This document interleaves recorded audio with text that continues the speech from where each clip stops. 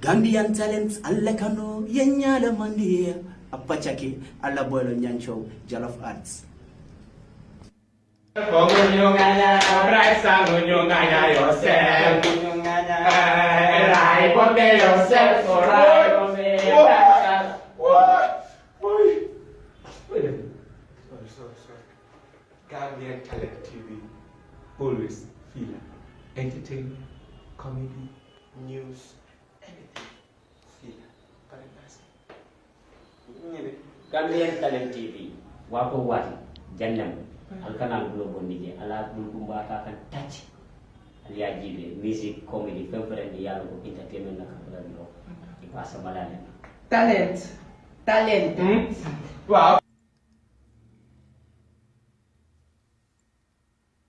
Nega gesen yang ngonje mamoy ngodoy julolo fennega gesen yang ngonje mamoy fonde ma foy dindin faloli minni bali dun ni sanyoti lole boyda dindin ifulanti yang Gambia Talent Promotional fulanti yang itolle be jambe nyaato Gambia Talent Promotion mun tolle tati alingi makoy e ka Gambia la londo le pousse nyaato ni amoy Gambia Talent Promotion wala mandi ka kamala ka Gambia la londo sama nyaato ay wule ye wala déglu leen ko Gambian Talent amul morom dina la bégal waaw déglu leen ko Gambia.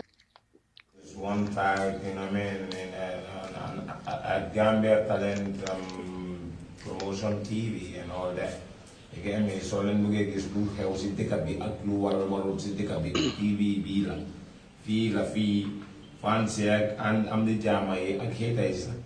Welcome to Gambia Talent TV show, you get me?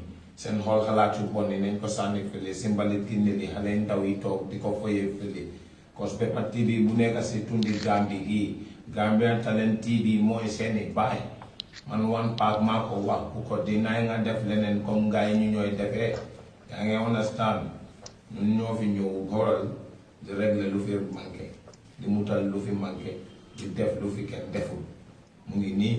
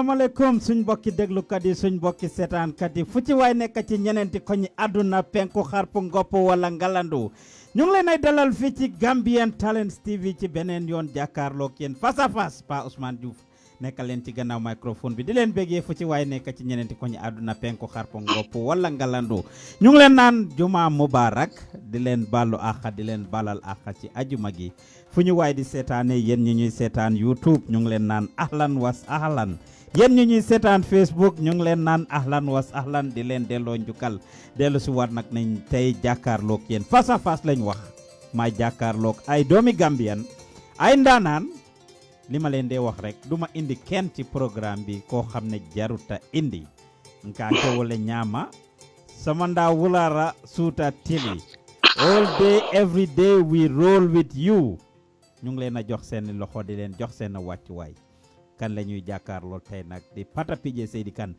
last week maa ngi fi jàkkaarloo woon nag ab ndaanaan Baba Jah Serigne Càppa Coli ki nga xam ne nag mu ne mooy xam lépp man lépp di wax lépp xëy rek nekk ca waaw ñu waxtaan ak Baba Jah nag mu wax fi tojaange yu rëy about his life his career in music and everything macha allah ñu waxtaan ak moom ci politique yi Gambia tey nag ñu ànd ak keneen koo xam ne moom it he is not a stranger ci Gambia saa su nekk ngeen gis ko saa su nekk ngeen dégg ko mu tànxale nag ci Facebook bi di waxtaan ak ñu bari waaw xam naa ngeen koy gis saa su nekk tey duñ jàkkaarloo kenn ku dul Pata PJ Seydi Kane moom mi nga xam ne kat mu nga fii ci Amérique la nekk ak ñun Pata nuyu naa la.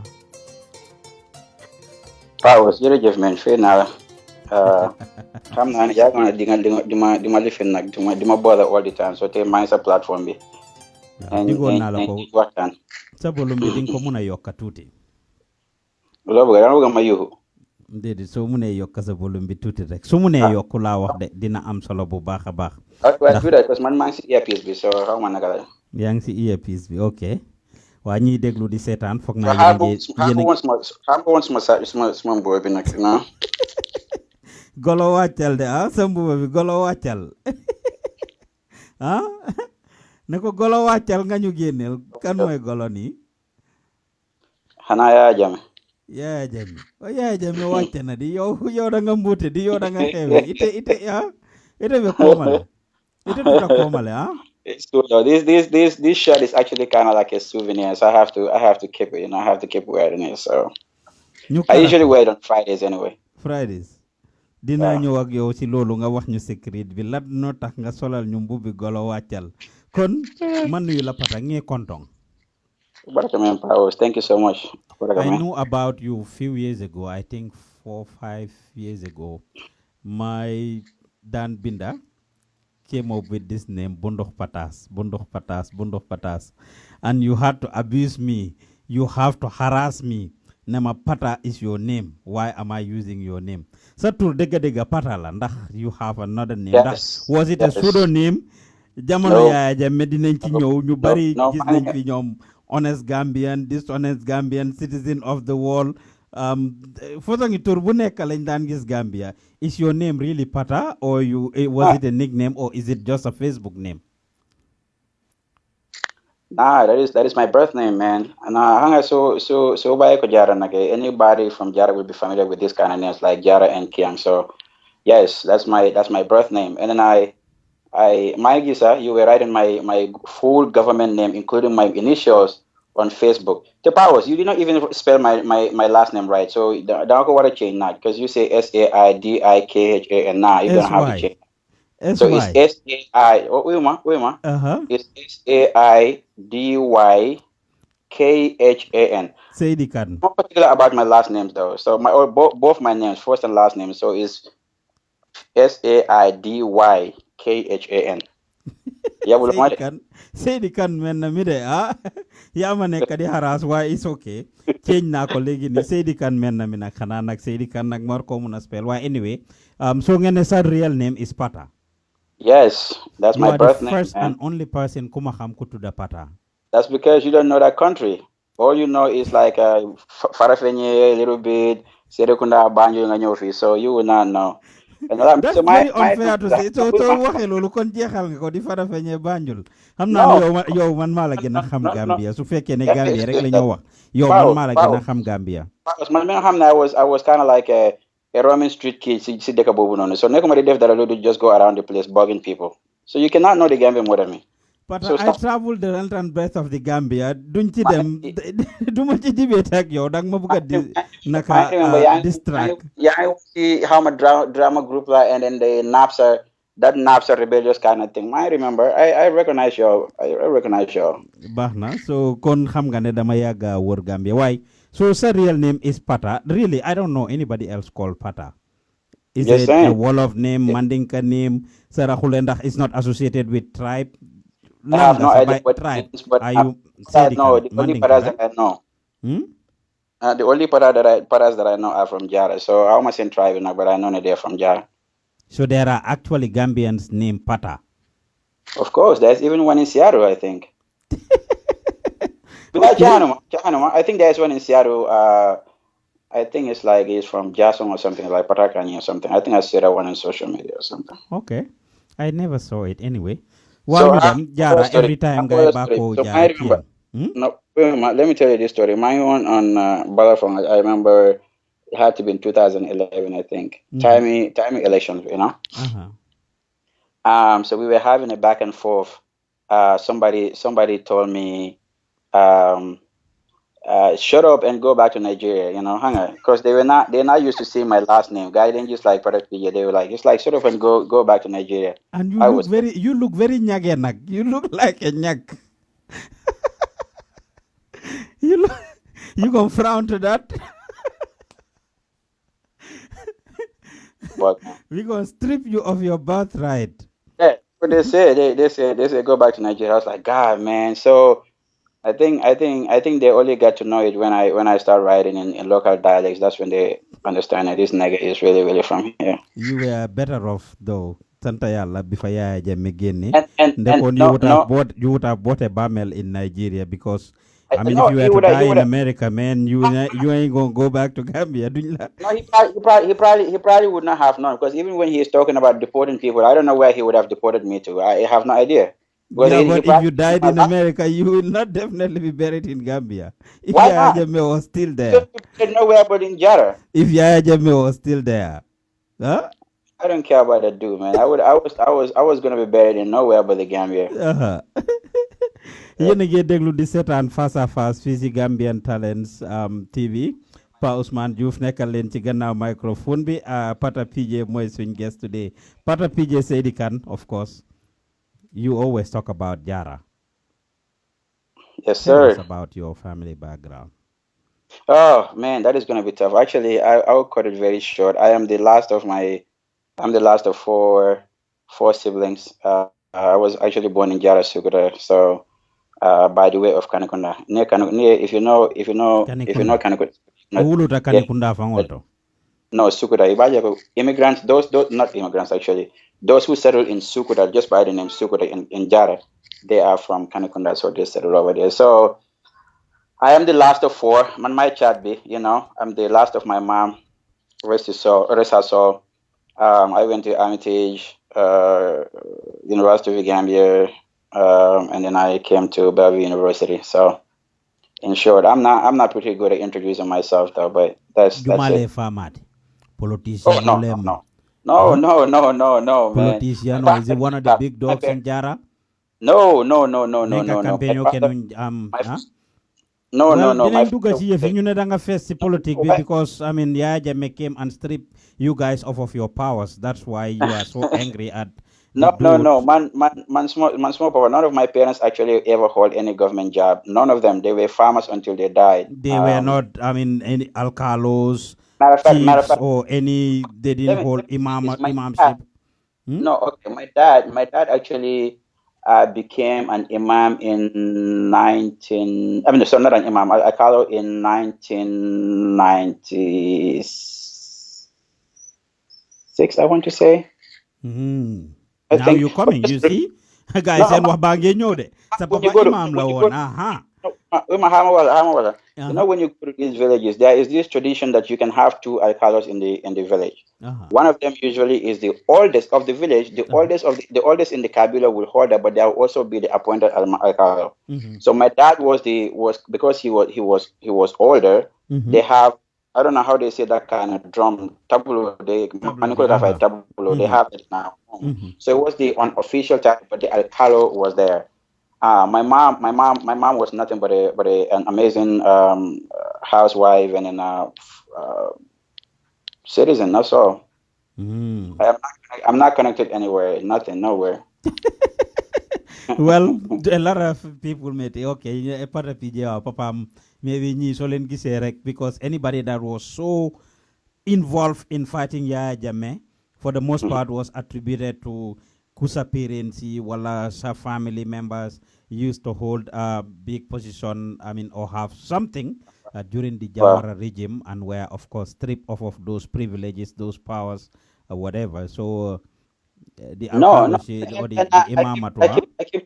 I keep telling people that. I mean, of course, everybody in the Gambia who was fighting tyranny, there was a reason that everybody was in there. Some people were there because it was personal for them. The Ajam must have touched them or must have touched their families. There are others who were there because uh, they sympathized the conditions of others. There are people who were there because it was a calling for them. They believe in the human rights. There were others who were there were doing strictly for the country, no affiliations.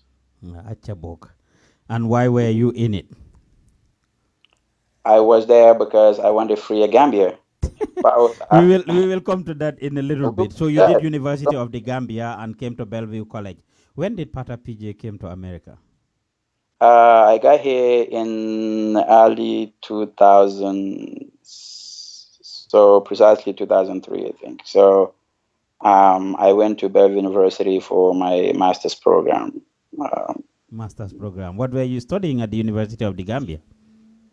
I did economics and business management.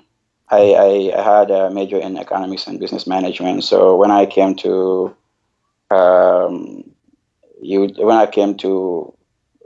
University, I did an MBA with a concentration in finance and marketing. Let's talk about the University of the Gambia. Yes, and you Buntanje, for graduate, you came you have your bachelor's from the University of the Gambia.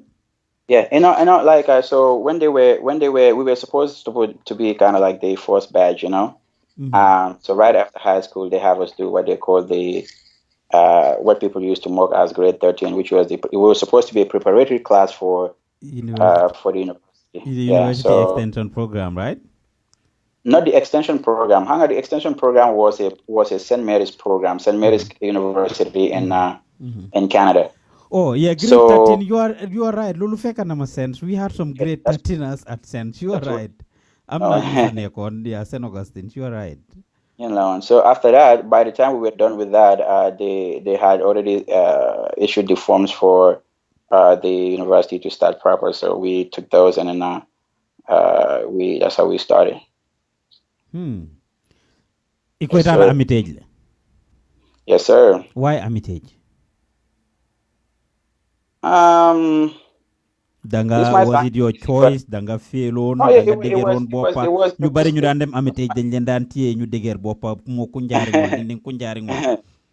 No, yeah, mangi waxtaan ak Pa Ibrahima Ba Mama Koto mu ngi wax affaire the history of Armitage, and he was talking about the history of Janjambure. He was talking about a lot of Gambians, actually successful Gambians who went to Armitage.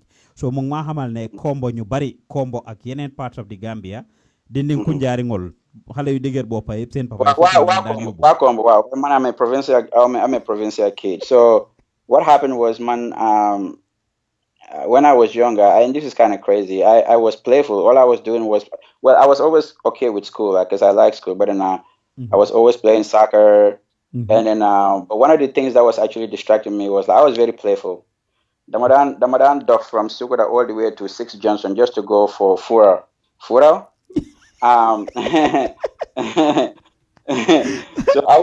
man, that was my thing, man. I was up to 6 Johnson, man. Like all I was doing was seeing where for I was there. Lolu fokk ma ñew ci Armitage la laaj bi nga nekké Armitage lan mo la yobbu fofu nonu da nga mito cut off mark bi mënulo wona dem St. Augustine so Gambia High, right? You say what? Amulo won cut off mark bi pour dem St. Augustine. No, I did. What I'm saying is at the time, when you kind of feel like you were getting distracted, but also I also had cousin brothers who graduated from Newsrat. I mean, Armitage at the time. So the choice was between Newsrat and Armitage. So I just chose to go Armitage because when I thought it was going to take me away from the distractions. Why? When I got there, the very first day, we got dropped over there. Whoever dropped us was my uncle. I called because they was going on a trek to go to Basi. I called and said, you know what, when you come and get me along to the $2, because the very first night the meal was crazy, and that very first night they punished me, all those kind of things. I said I cannot do this. So it was almost like a regret for the start when I got there. So did you regret going to Armitage? No. I actually love going to Armitage because one, we do not have a lot of distractions, even though you have friends in there, but it was so regimented. Like everything that you do at Hermitage was on schedule. Like if we're talking about time to pray, time to eat lunch, breakfast, lunch and dinner, time to go to the mosque, to the gardens, the time to go for extracurricular activities, study time, and all that kind of thing. So it was cool. It actually helped me be a little solid in being able to coordinate certain things. Discipline, right? It was, So, in other yeah. words, it wasn't just academics. They didn't only teach you. If you will agree with me, one unique feature that Hermitage has was they didn't only teach you academics, but they also taught you about real life skills and how to be responsible and respectful, right? Hermitage was like a household, you know. Imagine you're away from home, you don't have any parents in there. The only people you have there that you can call parents are your teachers and perhaps your seniors. A lot of it is Hermitage, we call our teachers masters. I don't know where that came from, but we call them master. Everybody's a master. So we have the principal, but everybody's a master.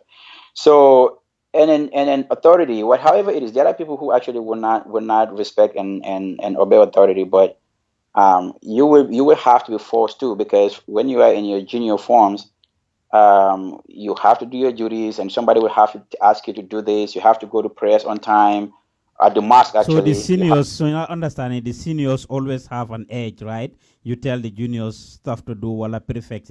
Who was the one responsible for taking care of Lini to make sure that you are taught these extra skills? Was it the teachers? Was it the prefects or but your I seniors? think Who was it?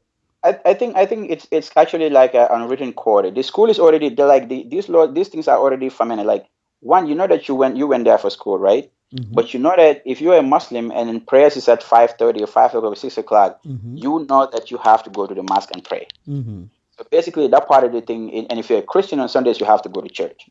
So whatever it is, that is actually inculcating something. And then now, whether I am still able to have some of those things to be able to practice them, I don't know. But then that's something that you were doing while you were there. So when it comes to lunch too, everybody eats at the same time. Well, breakfast, breakfast, we don't do that in the dining hall. You will go and get your breakfast and go and have breakfast, then and then go do your duties. Or maybe do your duties first, like we clean the places, clean the rooms, the toilets, the wherever, the lawn, the classrooms and everything, and then go get your breakfast. Okay, that's interesting to know. So you did Hermitage. Get ready and then go to. Okay. Sorry, somebody called me. Okay, yeah, it was breaking. Okay, thank you. Okay, me. Sorry.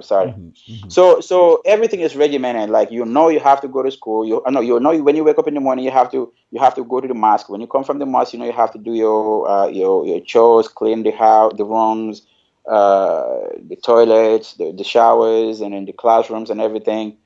And then you have to get your breakfast, get ready, and go to school, and all at once. So it's pretty regimented. So whatever it is, maybe after people leave Hermitage, or after leaving Hermitage, we actually let this slide, because myself included. But then it's a pretty good foundation. It's actually a very good foundation. So they are unwritten codes. So it's like when the teachers are not after 2:30 or 2 o'clock after lunch, when teachers are gone. So now it's only the students and the master on duty, the teacher on duty on campus. So basically, whatever you're supposed to do is like that one person and the seniors, what they call the counselors. So it's pretty neat. It's pretty neat. Like, anybody who comes from a very free background, you go over there and then they tell you have to have your colleagues who is not your parent or even your brother or somebody that you even older than telling you to do something, man. It's a lot of discipline for you not to flip. I mean, of course, some people flip, but. Nice. Nganyo Kombo, what brought you to Kombo or Serekunda or the greater Banjul area? Capital Oto. Tulo. Just like Tulo, huh? Just like Tulo Domo. Benekino, huh? No, man, I'm not even a big fan of Tulo. That's why we eating Jara. But just like anybody, man, like I have family in there anyway. So I actually grew up in Sukuta, so whatever that is, Sukuta Sabi, right? Okay. So, but then after school, everybody has to come. That's the unfortunate thing about our country. We don't decentralize stuff. So everybody just have to go to where the opportunities are. You either want to go to higher education or for employment, unless you're fortunate that they post you to the provinces and stuff like that. So right after high school, I went straight into that program at university. So okay, You told us about your life in Armitage, a little bit about your life in Armitage first day. Sa first day in Combo nakala won nga ñew nga gis What do you miss my lampay. first day in Combo? Nga gis lampay. Huh? I came to Combo. I came to Combo when I was a kid. I was about 11 or something when I came to Combo. So you left Combo to go attend Armitage, right? Yeah. Oh, okay. So I'm forgotten you were from the provinces and you Combo for them school. Okay. Fine. So University of the Gambia, how is the how was the education education system then? Remember, I did a little bit of the university too. Yeah, how was it like? Fangendan ame classes until this minute. The university doesn't have a campus of it itself. I'm not administrative building. I mean, you can use different camps to have classes running helter skelter all over the place. How was it when you were at the university? Fangendan ame classes. So hang on, we came right on when we were starting. That is when the university extension was phasing out.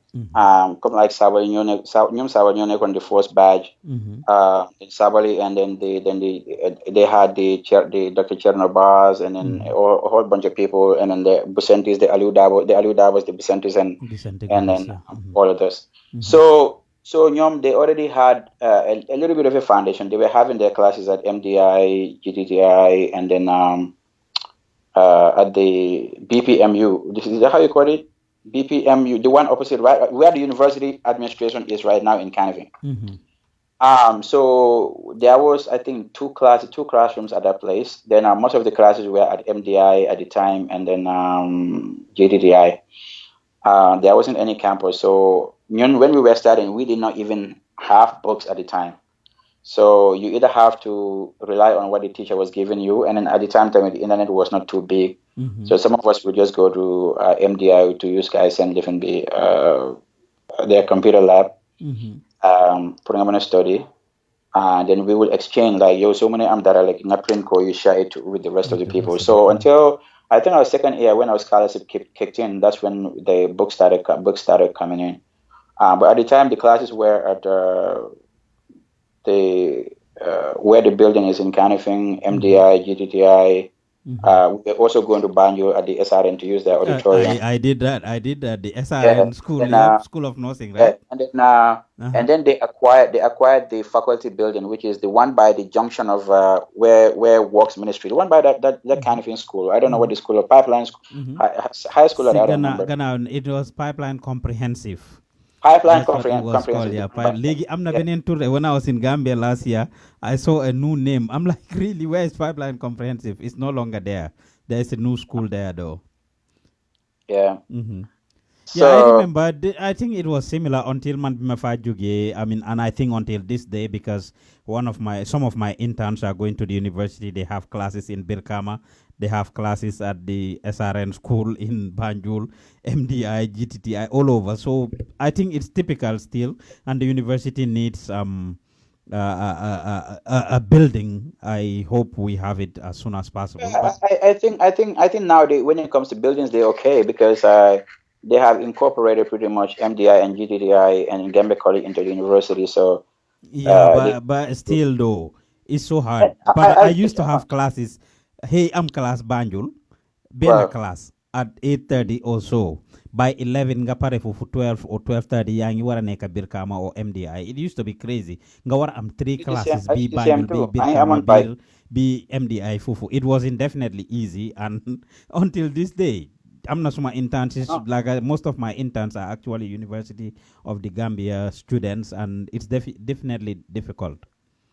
I know. I was there, man. I'm a small weller. I used to ride a bike to GTTI, park it over there, get the boss, and go Chimpex, that kind of thing. So it was all good. But then the thing with that is, Powers, Lord, man, I have a lot of respect for the people who graduated at the university at the time, including St. Mary's University guys, because it was a huge challenge, You have to go through all that, and you still have to do these exams, and then you struggle under all those kind of things.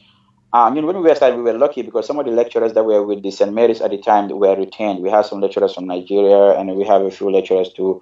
I think we had a couple of Americans who were on sabbatical in the Gambia, and one then Professor Marquardt came Mhm. and Professor Emeritus and stuff like that. So it was a struggle. It was a struggle, but then it was worth it. I think that's one of the greatest things that ever happened to the Gambia to have a university on the home soil. Mhm. Macha allah yéen ñu ñuy déglu di ñu seetaan face à face la fii ci Gambian Talents TV ma jàkkaarloog Pata PJ Seydi Kane jógee fële sa You don't have to jaara say my last name, man. Just call me by my first name. That's okay. waaw dafa bëgg a daw dafa bëgg a fu tooy rek mu tag awa yaay Fay Sow mu ne Jarankool Tenkung Jarankool all Jaranka should be deported back to Jara. He's a village boy from Jara. Pata PJ ne Chey Pata why wearing a Golo Wachal t-shirt. When they know how to use the social media, like nobody can breathe. After they joke like all the morning when I come up with something, pam, and I go over there, man, I go, yo, chill, slow down. After mu chill out. Well, so ngeen dang dem fural Pata. Cheese rek nga mënon nak dégg na da nga yaga bëgg jigen de. Time in dollar one nak. So do you have a chase, sir? You just go da nga yaga bëgg jigen. I heard you. But man, you have to understand that. That's what I like. You are a womanizer. Like, you love following not the sisters. Not a womanizer. Not a womanizer. I just love pretty women. That's all. No, but women nga wax de. How many can you have? You cannot be breaking Muslim. the heart of our sisters. I mean, our sisters' hearts. Come on. No powers. We're my chill.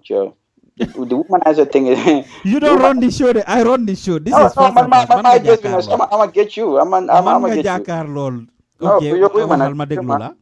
The whole issue of womanizer thing is not it because that is kind of like it has a negative connotation to it. Hanger. It is negative. It is, but that's what I'm saying.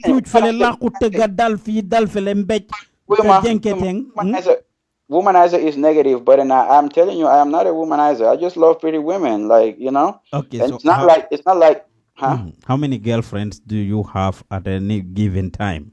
No, one at all times. One at all times. You say you love pretty women, so what do you do with pretty women? Loving them doesn't mean that I have to. Okay, break it down for us. What do you do with them? Powers. Bajahan, man. I study with them. You only have one girlfriend, but you love pretty women. What do you do with pretty women? I'm friends with them. You see me on social media. I'm friends with everybody on social media. Fufula M, that's it? Wow. Just interacting but the pretty ones only though, right? No. There are some people who are kind of like a little challenged. When God was actually making, I think he was a little lazy with some other people. Give me an example of when you are connected to on social media. Social media, are you talking about our show? Are you talking about our fight? Nah, she is cool. But there are people. Not every one of them. Not everybody is like. Of course, come on. This is not small living day. I don't have any pimples. But there are others that have, and you have females too. You have some that are not presentable, and then. But what I cannot stand, I don't have a problem with like this women being. But when you don't have a nice fit. What is the beautiful? Who is the beautiful woman to you? How do you describe a beautiful woman? What does a woman has to have to be beautiful in your eyes? Complexion is not a factor in there. It's not for me to be a factor. But how like they would tell you, oh, you're too shallow. It's not what is in the outside. It's what is in the inside. Don't mind those people. Don't mind those ones. Look, I get it. I cannot split you up. Guess what's in your inside. So don't tell me that. Let me get to find out later. No, but swing sisters,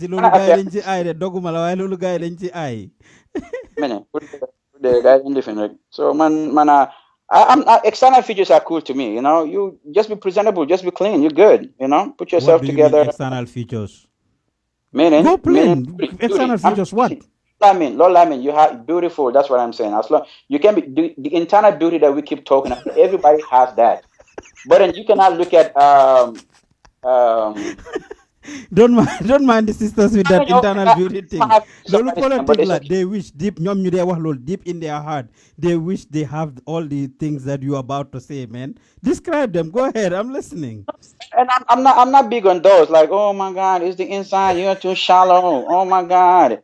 I'm a queen. I'm like, okay, if you're a queen, that's fine. You don't have to go around keep telling people I'm a queen. Like, let's go. But Yeah, but you still haven't told me though. You said physical, but what is physical to you? What are you talking about? Are you talking about the eyes? Are you talking about the hair? Are you talking about the ears? Are you talking about Ambaken Buguda? Is it the boobs? In front of what are you talking about? Tell us. I pay special attention to ears, man. I really, really do I pay attention to details. I pay attention to the eyes and then the ears, especially, the earlobes. I want to see how, especially how you pierce your ear, where you put the earrings and stuff like that. I pay attention to all that. Um, I love women who wear tongue rings and stuff like that. Um, I'm not a big fan of like rings on the lip and or nose kind of thing. Maybe here that's fine. A little on the top in here. I'm not a very very big fan of makeup to a point that people will know that it's not your face. Mhm. I'm not big on that. I'm pretty simple. I'm pretty laid back. Let me just get along with you. Everything is good. But the chest and the back has to be right. The figure Well, eight, right? they're important. They're important. I think I appreciate both of them. You like them um, slim or thick? oh God, I don't have any preference of that. Again, you just have to have nice feet. Because a lot of these things when But you barely just see their feet, though. What are you talking about oh, when you say their feet? You barely see their feet. before I get to date somebody, for the most part, I'll kind of sneak you into taking your shoes off so I can have a chance to look at your feet. They have all these high heels, But pointy, heels and stuff. you wear open toe shoes and shit like that. Every once in a while, if you're with them all the time, they want to wear socks. You be like, my nigga, what you have on your feet, man? Do you have corns in there and stuff like that? But those are minor though. I'm not stressing those. I'm just playing. I'm not stressing those. Uh-huh. I am pretty easy to get along. I don't have a lot of uh Okay, so who are you married, Pata? people say like you have to check box A, B, C, or D. Are you married? I have two wives. Two wives. Yeah. Kan moy seed bi ak kan moy awo bi? Nah, we're not getting to that. So, because one thing you will notice about me, man, um, even on social media, like with all I say, like I confine what I say on social media to me. Mhm. I try to take even friends or family out unless we're joking. So when it comes to relationship, I don't do public display of affection. I don't go into people's relationships, and I don't want people go into mine. So, but I am good, man. I have cool people You around me. have two wives. Are you serious that you have two wives? No. Are you married? Yes. I mean, Where is your wife and where is your wife? you see, it's American. American. Oh, Mm. okay. Dinjelle bebulu. Zero. You don't have no kids? No. Oh, okay. All right. Let's get to it. Pata PJ is a very outspoken person. It's somebody that's out there, has been writing for the longest. Transition took place. Um, Online radios came. We hear Pata's voice, Pata Pata. A lot of people before even connecting to you on Facebook heard your name on the online radios, from Freedom to start with back in the days, the Fat Radio and all the other radios. You were all over on these, platforms. And now videos came. I will come back to that, but videos came. We barely see Pata doing a live video. How comes? A lot of the people who used to write when before live videos and stuff came, when it came, a lot of them still might write occasionally, but they would start doing live videos, or every day or every week they'll have one or two. But you barely do videos, if I stand to be corrected. Is that right? No, you're right. You're right. Okay. Well, Papa was like, if you know me in person, I don't know if I have split personalities or something like that, but Mm-hmm. in the time of the struggle, the thing with public comments for me is to me is the wider audience. Mm-hmm. And then I was conscious, I was aware of the fact that like the people that we're trying to get to who were in the Gambia, Mm-hmm. not a lot of them have that kind of like a data to go and sit on Facebook and listen to like even 30 minutes video or something like that. So strategically, I thought it was best that you write something, because then if however long it is, somebody can just open it, turn their data off, read it. When they are done, turn it back on, and then continue browsing. So to me, it was strategic. It was strategic in that I won wider audience, and I thought majority of the people who are on social media, who are on Facebook, can read, so they'll be able to read what I'm saying instead of wanting to sit for like 30 minutes to an hour to watch a video. So that was just what was for me. It was strategic than anything. You think everybody understood what you said, Pata? No, I'm not saying everybody. It would be the elites and this thing. Your ham gani so you read not that much. I mean, of course, you will have people that will come here and there. For the most part, can I jump in, comment, and they might pick a word or two. But you think everybody understood what you wrote? One thing that has been unique to you, though, you don't write paragraphs and chapters. You don't write chapters upon chapters, though. That's one. Even concise. So many lives they do Facebook Live, like all of or sources. There are still going to be people that are going to be left out. That's right. There's always going to be people, but the chances are anybody who is able to operate social media should be able to have the ability to read and write. And then plus I don't complicate my writings. I throw a little bit of humor in there, but then I keep it kind of simple so I will not lose my audience. That's right. Ibrahim Job Mune, how about their fit? Which type of fit do you go in? The dove fit one or dog ones? Which type of fit do you go for? The dove fit or the dog fit? Which ones do you go for? Tell him that we went past those, man. Dauda ML Cisse Mune, our Cisse is one of your wives. Exactly. So I have wives in America and the Gambia. He is all and free, ready to mingle. On a serious note, I am all Gambian all throughout. So yeah. Bari ko tubab musole be bulu kodi yewle fonyet. Ma fo tubab musole mbulde. Ma fo. Okay, iko American musole be bulu. Yeah. Negarolem. Black African American. African American wife is what you have? Huh? Yes, I had, yeah. But even so soon control normally. You playing around too much on social media. I'm not playing around, How man. many Listen, of them are you hitting on? No, Powers, the thing with me is I am a flirt. I'm not even gonna lie. I flirt a lot, but then I don't act on some of those things, man. I'm pretty respectful when it comes to females, you know. I am a flirt. I'm not even gonna lie. I love talking to females and shit like that, but usually I don't go beyond that. We just kind of like joke. Hang on, madam uncle send program the one that you used to do with Jalo. Sentiments. Remember? I used to be at work. By sentiments, ugly penny, singer geja tropa Gambian talents. You barely follow us or listen to us or anything. Chakandingo lady, we call Ronald Lamoinum, Bobranga and Deglu. You didn't miss sentiments, right? I missed it. That was a good program. It was a good program because Hanga Yunsun guy, we are pretty judgmental. You know, both you and F Jalo where you guys don't give a flying thing about anything. You just go and people call in, and some other lady in the UK and stuff. People call in and give their stuff. I was a fan. Anyway, so when did you start? I mean, this social media writings and I mean, do you remember the first piece you wrote? I mean, and what was it about? Do you remember?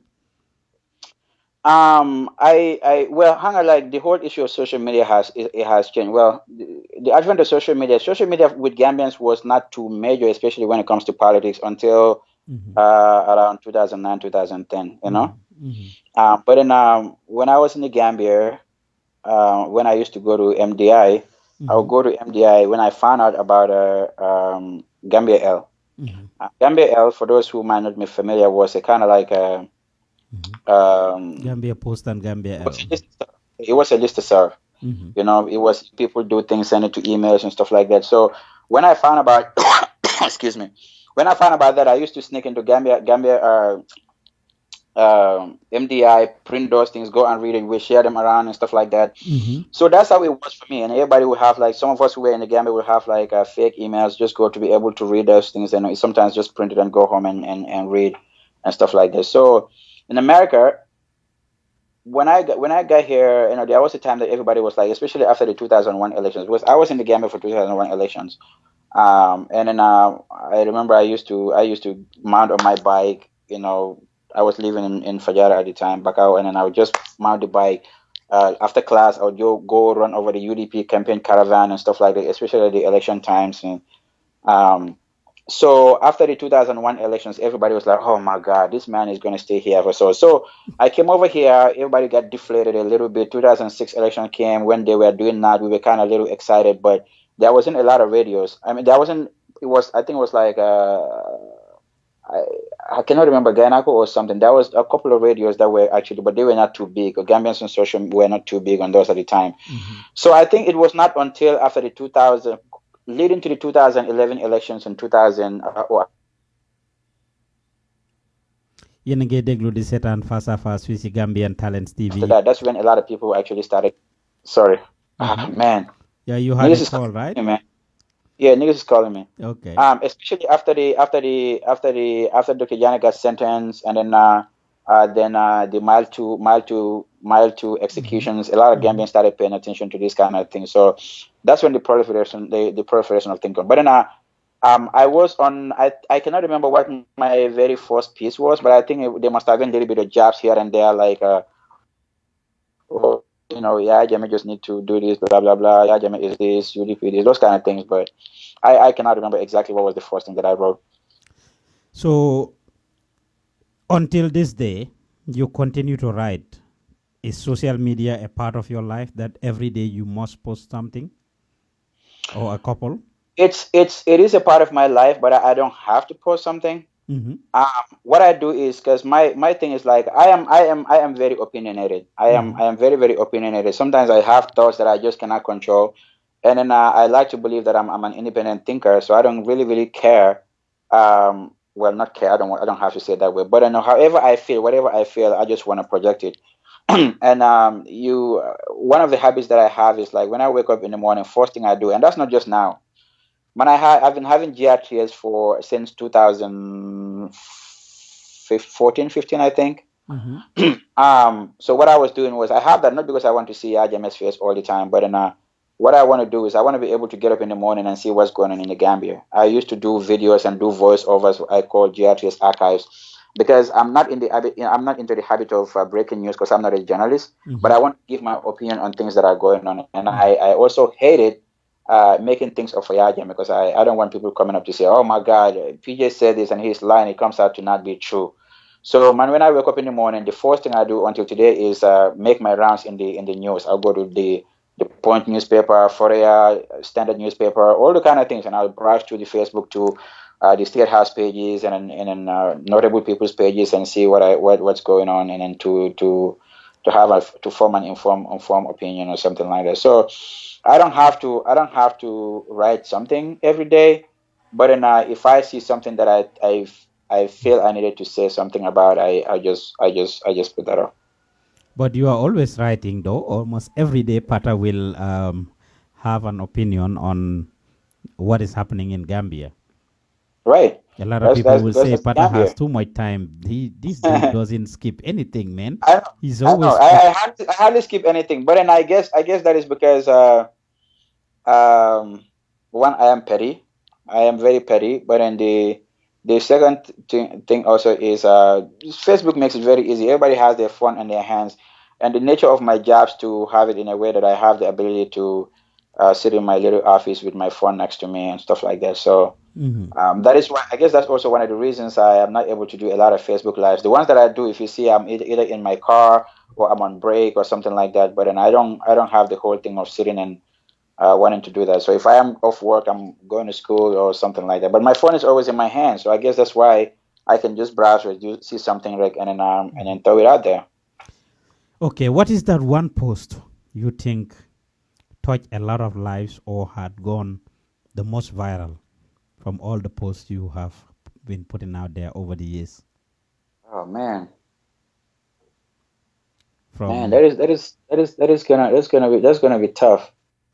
But I think I remember when I came from the Gambia in 2013. I had met some guy who actually recognized me on social media. He invited me. He saw me. I think we met at the village.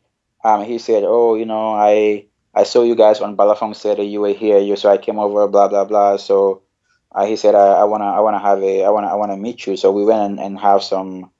We have lunch in some restaurant on Caraba Avenue, and then he was working. I think at the time he was a permanent secretary.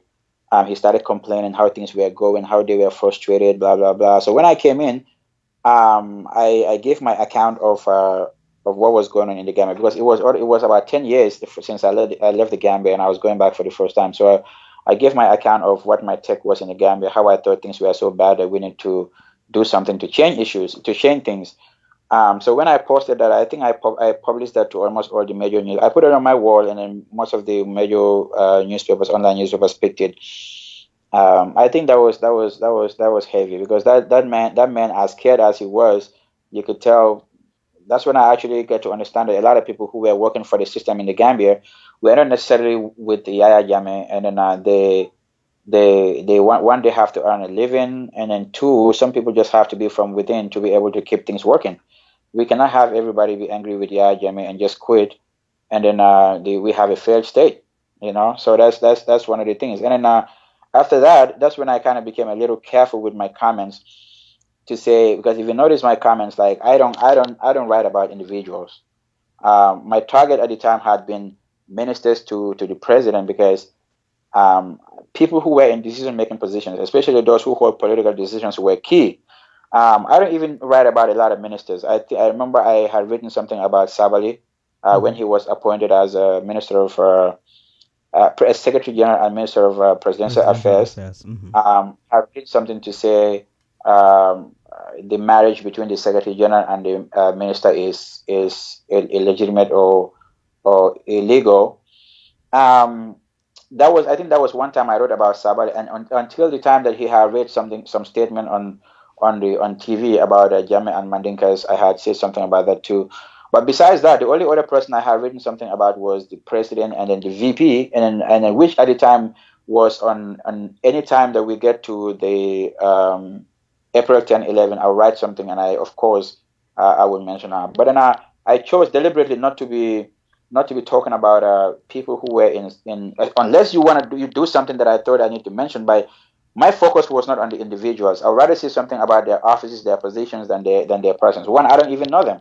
You talked about going to Gambia in 2013. When I said I was going to have you, somebody asked me, but why did you not? So you went to Gambia in 2013. How did you do that? 2012. I went to Gambia in 2012, and December 2012, and came back. You did what? I went in December 2012 and came back in January 2013. Somebody. So how did you do that? Were you not writing at the time? Were you not as critical? I was, but then at the time, I don't think things were that bad with social media. We don't have a lot of people jumping and all those kind of things, and they were not monitoring it that much, right?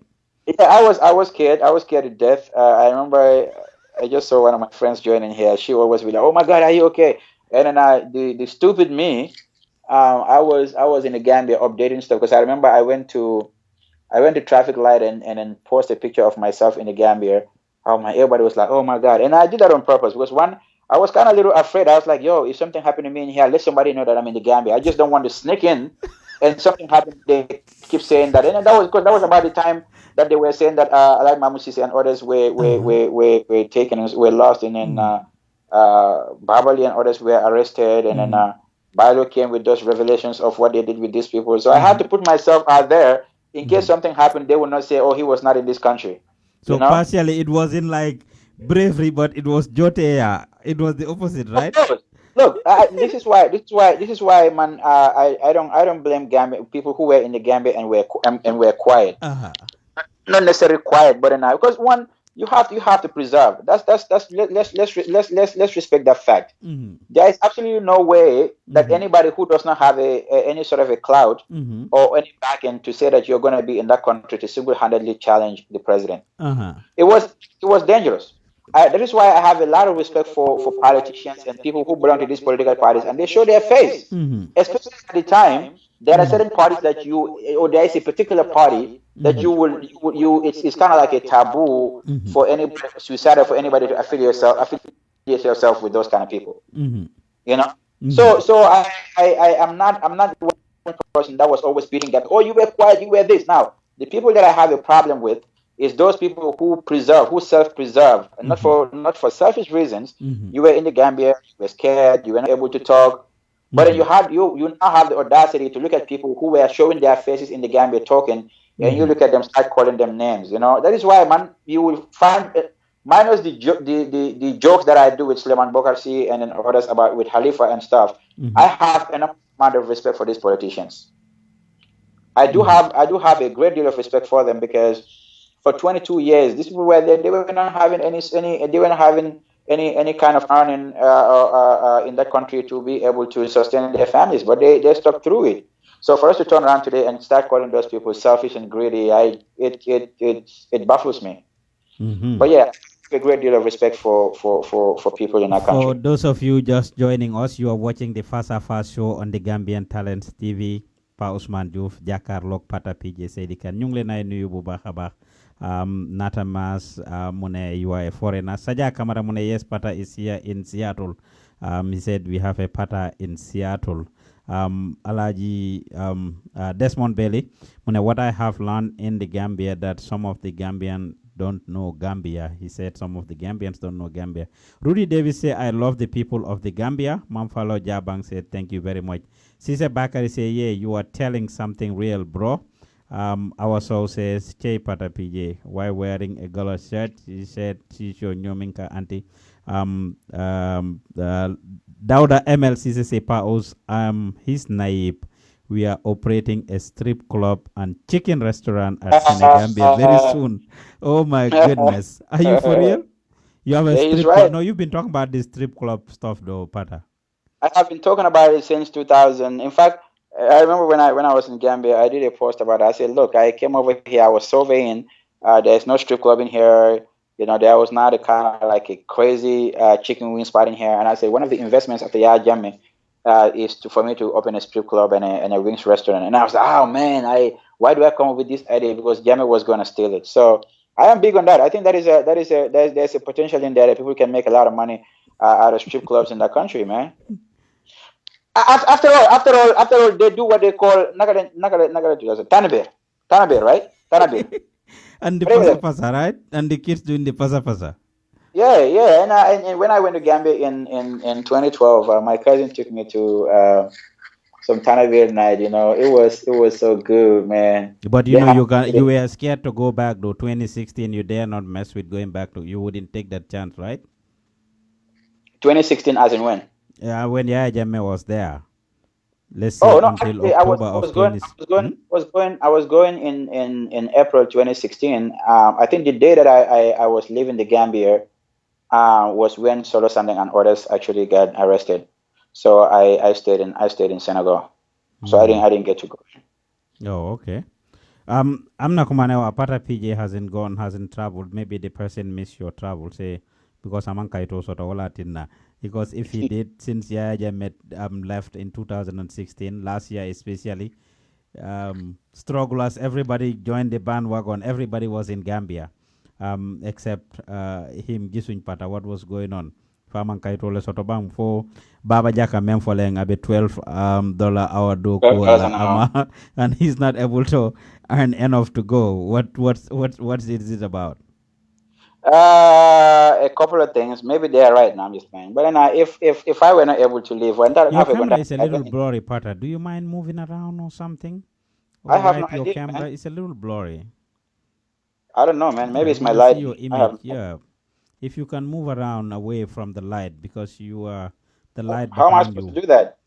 The light is that behind better? you. Yes, I think it can be better. Move a little bit more. Powers, man. The Come other on, way man. around. Yes, I think that's okay. That's better now. Okay. Choiko imang ticket wala soto bang for what? Yeah, ticket on Pradamoti ticket imang kait wala soto bang ah?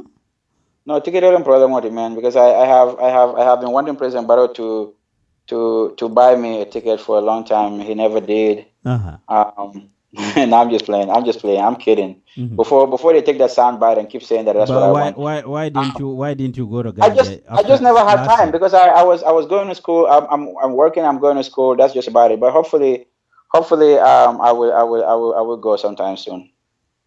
But last year was a big year for Gambians in the It was, diaspora, it was. especially And I was the December. only one who did not go. That's Yeah. crazy, So right? why didn't you go? Didn't you No, plan it? last year when Yajame was leaving, after the impasse, I saw Yajame leaving, and the guy, I saw a man in a white waramba get in a car. I mean, get out of the car and then get in a plane, right? And he waved and sat by the window, and there was a sad picture of that person by the window. But what Gambians fail to understand is, of course, until now, I don't know, I haven't seen anybody who did any kind of like a DNA swab to see if actually that was Yajame boarding the plane or something. I'm not risking that, man. I'm not risking that shit. That man could still be in that country, you know? Abdullah Low was trying to be Dangam during the impasse and went to Gambia, right? Yeah, my man went. My man went. Nobody told him to come back. He was trying to show them mom the in Abdullah Low, right? Them Gambia, the next minute, they were following him at the club. He went to the That's Vivian and whatever. The next minute, we saw Abdullah in Senegal, said he has been followed, right? We came to find out it was his friend's brother who were asking him questions, and he thought, guy then got top on, right? Fog na NIA la ya jame yun si mom put ñu reko. Yeah. So man, I said maybe that man is still there, but nah, man, it's just for lack of time, man. Mm-hmm. I've been kind of a little tight, but then hopefully soon. Hopefully soon. Mm-hmm. Our Faimune, belay some Gambians are idiots. What does going to Gambia got to do with having papers or not? Keba Jagmune Papa Pata, we will call Babu Abdullah Job for you. When call Babu Abdullah Job for you right now. Yen ñu déglu di seetaan yéen a ngi déglu di seetaan Gambian Talents TV. Pata PJ Sedikan is our guest. The show is live. The numbers are pinned there on the video. Kubuga call like you have a question for Pata. 678-608-3322. 678-608-3322 is the number to call if you are in America. If you are in UK, 161-818-7077, 161-818-7077. If you are in Sweden, 08559-26651, 08559-26651. You can call us on Skype, Gambian Talents Radio. Nyungle bege kepa kunyi setan. Pata Pija, let's get into it. What did Yaya Jammeh do to you that you became so critical of him? He did everything to me in that, not as a person, but in in Gambia, there is a problem that we have. We have this attitude or this habit of, not everyone though, but we have this habit of we have to wait for something to happen to me before we start acting. So it either happens to you or happens to your family. But for me, President Jammeh had never even fired anybody from any of my relatives or even close friends from at work or from work. Basically, the whole thing was. Let me take it a little back. When the coup d'etat was happening in 1994, we were kids. I remember that particular Friday. I left Supporte to go to my cousin's home in Talending. And then we saw vehicles. It was around 10-11. We saw vehicles, view soldiers going on, and then it was rumors of like they were training, they were coup d'etat. You know, at the time I was young. We were young. It was just a teenager. So people were excited with weapons, soldiers in uniform, blah blah blah, and all those kind of things. So, and then we, in the Gambia at the time, if you were slightly even an average student, you can actually think that you understand issues. Oh, Sadauda needs to go. He overstayed. He this. He that. Blah blah blah. So everybody, when those things were echoing on the radio, we were like, oh man, these people are the deal. We didn't know anything. I was not exposed. So the first couple of years of the military coup, you can understand why young ones were gravitating towards these people. But then even at the time, as you grow older, you get to understand that why was it that 3 months into the coup, into the thing, this many soldiers were killed in November 11. And then we move on to that. We be going, and then there was coup d'etat upon counter coup d'etat or allegations of coup d'etat upon coup d'etat. Then in 2000 there was this thing about there was an attempted coup d'etat by Almamo Mane and then landing Sane and others. And we heard that Almamo was killed, and then one Corporal Dumbuya was chased into the Albert Market and shot there in broad daylight. And then that was in January 2000, and then. In 2001, the student thing happened, So it was kind of like things upon things upon things and upon things. So it's absolutely there was no room for anybody to even at the time, if you're above 18, to not to what even want to give these people the opportunity or the benefit of the doubt. So it was a combination of those things. When those things were happening, people are saying people cannot even talk in that country. It was a whole bunch of stuff. So you kind of figured out. Well, you understand a couple of things. I was at the university. I was already out of high school. I understand certain things. Like I said, with people are going to Gambia and reading these kind of things. There was absolutely no way that if you know what we have known at the time, that you would be able to accommodate Yajami. I take you back a little bit. You said you were, going to Gambia L. So were you participating at the time, or were you just reading? No, I just had an email. What names? What were those potential names you used to see? In fact, Gambia L, where Ibu Koli, who used to be Samsar, Ibu Jalo and others, and then Karamba, Coach, Banker, Sol Sedikan, a whole bunch of them, like Dave Jobates and people like those. That's when I got familiar with some of those people. So they people Dr. Sen, of course, Dr. Sen and others. So yeah, so Gambia was actually where what actually exposed us to some of those things. Oh, okay. So yeah, you mentioned those names, the bankers, the Jobates, this thing, what is it called? Yeah, a lot of those people. I was in Atlanta at the time and used to follow Gambia L. So were you participating, or you were just? No, I was not. When I was in the Gambia, I was not. Actually, for the most part, I don't think if I ever post anything on Gambia L. For the most part, it was just reading stuff and then printing them and stuff like that. How about the Gambia Post? Were you familiar with the Gambia Post? I am familiar with it. I am familiar with Gambia Post too. Both of those. And the funny thing is, one time I was cleaning.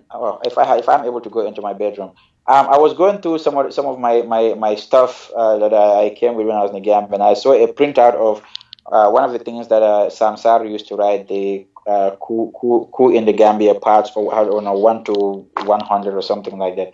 I grabbed that one the other day. I'm like, man, them days, man. Samsar, the former, diplomat, right? That was at the UN.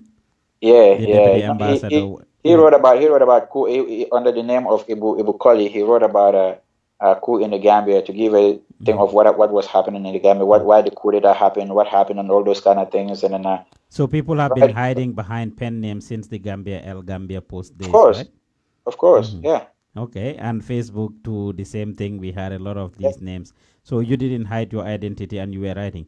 Okay, so you talked about, some of the things that Yaya Jammeh did. When did it register with you to say, okay, this is it? We cannot keep quiet. We have to speak up. Yeah. Well, speaking of, I think the very first one that I do, post that I actually put out that was really, really aggressive, was when Dr. Jana got sentenced. When Dr. Jana got sentenced, because I could not believe for the life of me that Dr. Jana somebody would be wearing a T-shirt. And so I was actually a little pissed about that. I remember because of the back and forth on Balafong, they deleted me on Balafong. They deleted me on Balafong. They had to add me back again and all those kind of things. So it was I think that was actually that's when everybody started, heavy on social media, going all out. So that was for the social media thing. That was when it was all out. But in the 2001 presidential elections was when actually the political thing actually get kicking. Because myself and my friend, I remember me and my friend Yangs, we went to welcome the UDP when Hussein was coming from the provinces. I walked all the way to Lamin, man, to go and welcome those people. It was crazy. So you've always been UDP?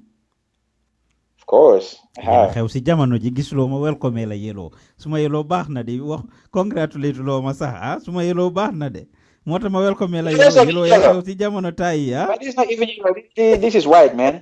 No, it's not white. Lampa ba ci tegu nii rek waaye it's yellow. Ma def suma yeloo nii pour welcome la ko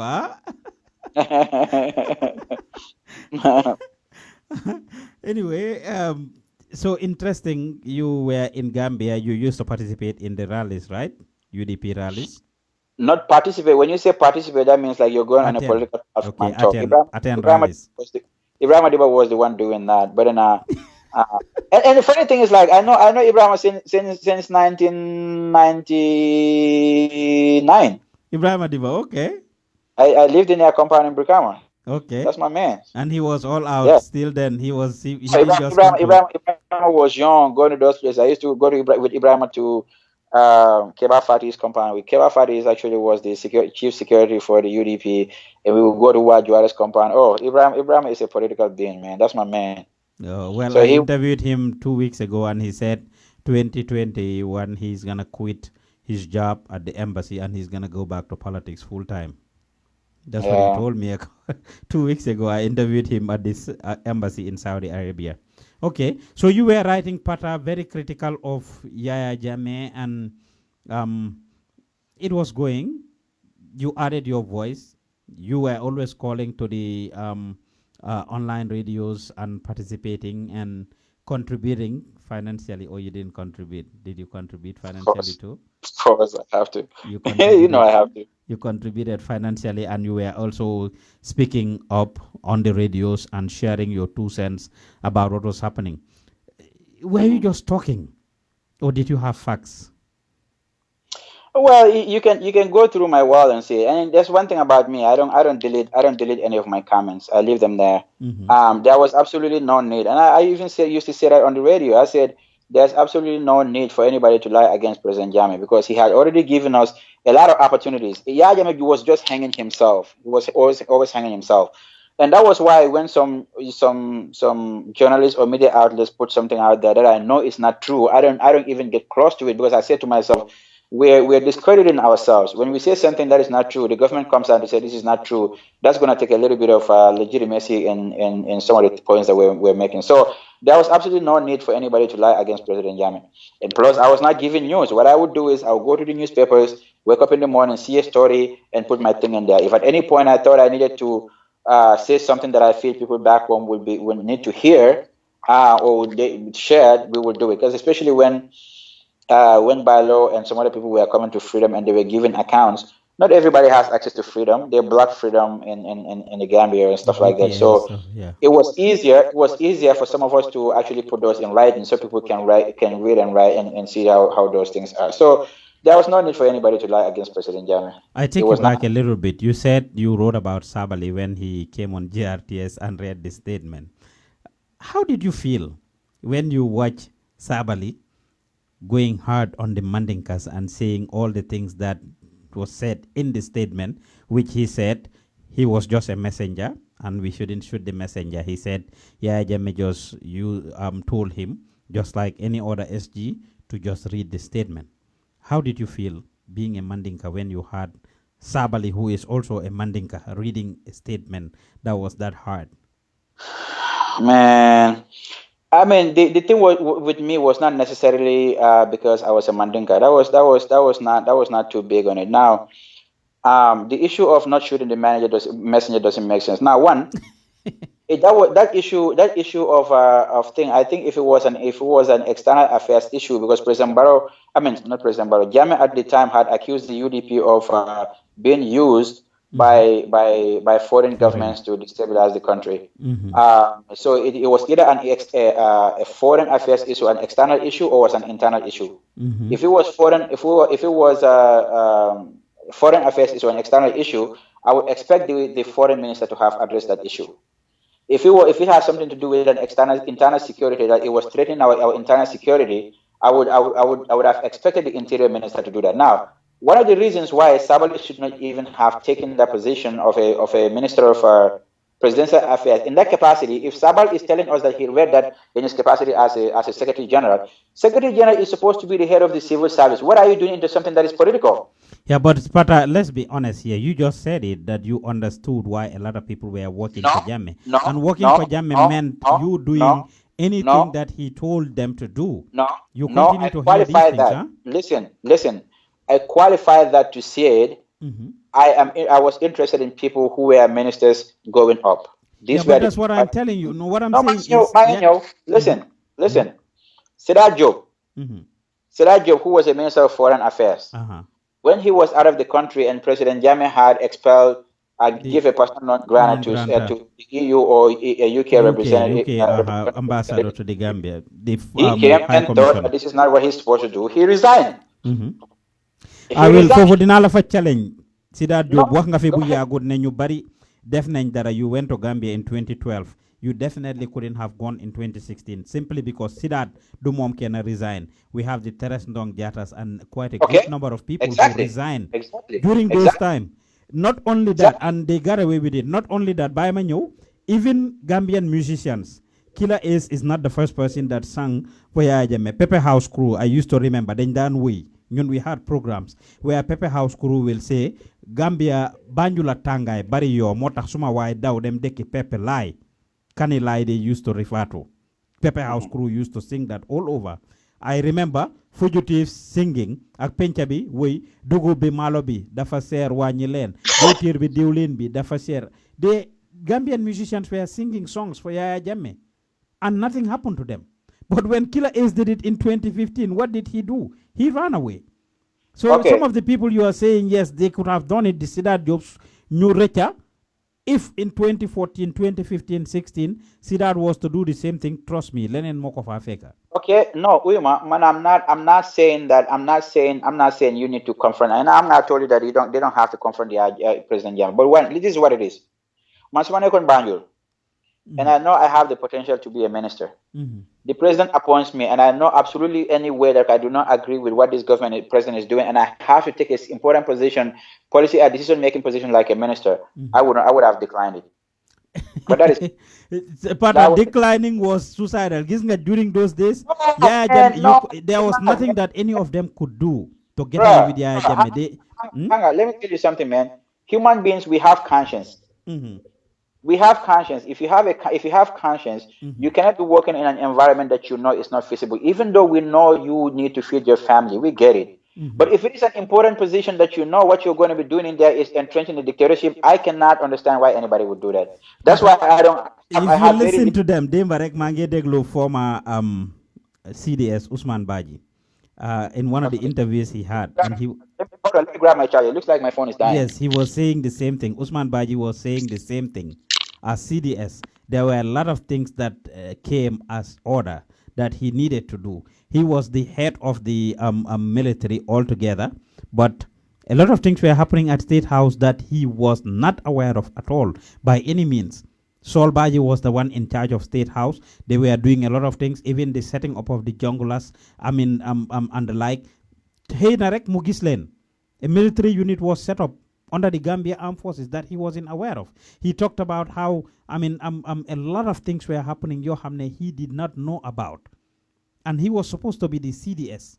So this is definitely something that is important for us to know. You hear them talk now. A lot of them are still in the system. If you were a civil servant before Yaya Jammeh came, you were there in the 70s, 80s, or the 90s. Yaya Jammeh came and you still continue to be a civil servant. Yaya Jammeh dina dakha sa mag, jël la yow def la place.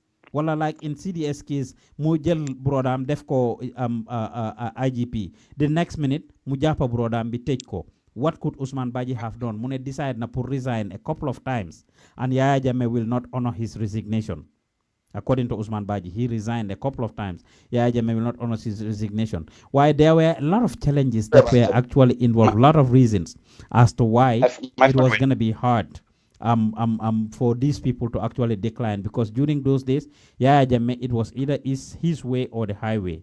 Sula haya, you did not take the responsibility or the position, he puts you in trouble. So kujele itamit, that doesn't mean you were going to escape. Munga continue. No, but that's the thing with me, Powers. There are certain positions, man, I cannot respect anybody take those. Especially like and that thing continued. There are even at the time now we know that the Gambia was done. People were done with Yaya Jammeh, even after the elections, like right? As soon as he made a U-turn, he went ahead and appointed people who even had to leave the diaspora to go and work with him. So not every single one of these was a case of like, if I didn't take this job, the man is going to get me. Come on, man. Come on. Yeah, those situations did exist, but some of them were already in there. And if you were in there, mujohla duties for you to do, and you didn't orders for you to carry out, and you didn't trust me. Fufunyak du fasade. So let's go back to Sabali. No, this is what it is. This is the prophet, right? The prophet, when he was in Mecca, and then he kind of figured out that things were kind of getting bad in there. His life was threatened. What did he do? Hijrah. He migrated. I'm not saying everybody can migrate, but what I'm saying is there is no way that President Jammeh would have had me to hurt Gambians and I still stay in that job. Okay. So with the Sabali case specifically. So with the Sabali case, so Sabali's issue was he said he read that statement in his capacity as a Secretary General. And now, he was just a messenger. Any other Secretary General would have done it. That's what I'm saying. That's what I'm saying in the first place. Sabali was willing. Dude, we all read that. We all saw that. But this is what even happened. Prior to Sabali reading that, he came to the U.S. when they came to the UN summit, and he had a confrontation with some Gambians over there. You remember that? Yes. That was before Sabali read that statement. You know that? Yeah, Momak Tangara and them.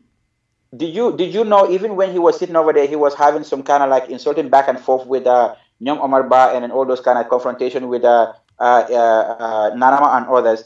It was after they returned that Sabali went and read that. So Sabali's behavior at that in the US at the time will tell me that the man was a willing participant.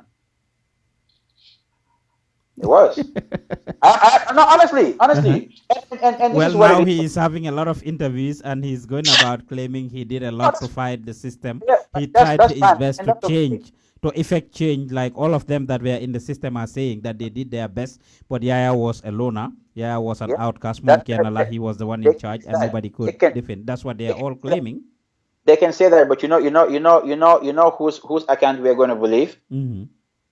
We're going to believe the account of Ousseynou Dabo, who refused to take a position with this government, the account of Khalifa Sallah, OJ, Ahmad Bah, Mai Fati, Pa Malik Nyasis, and all those people.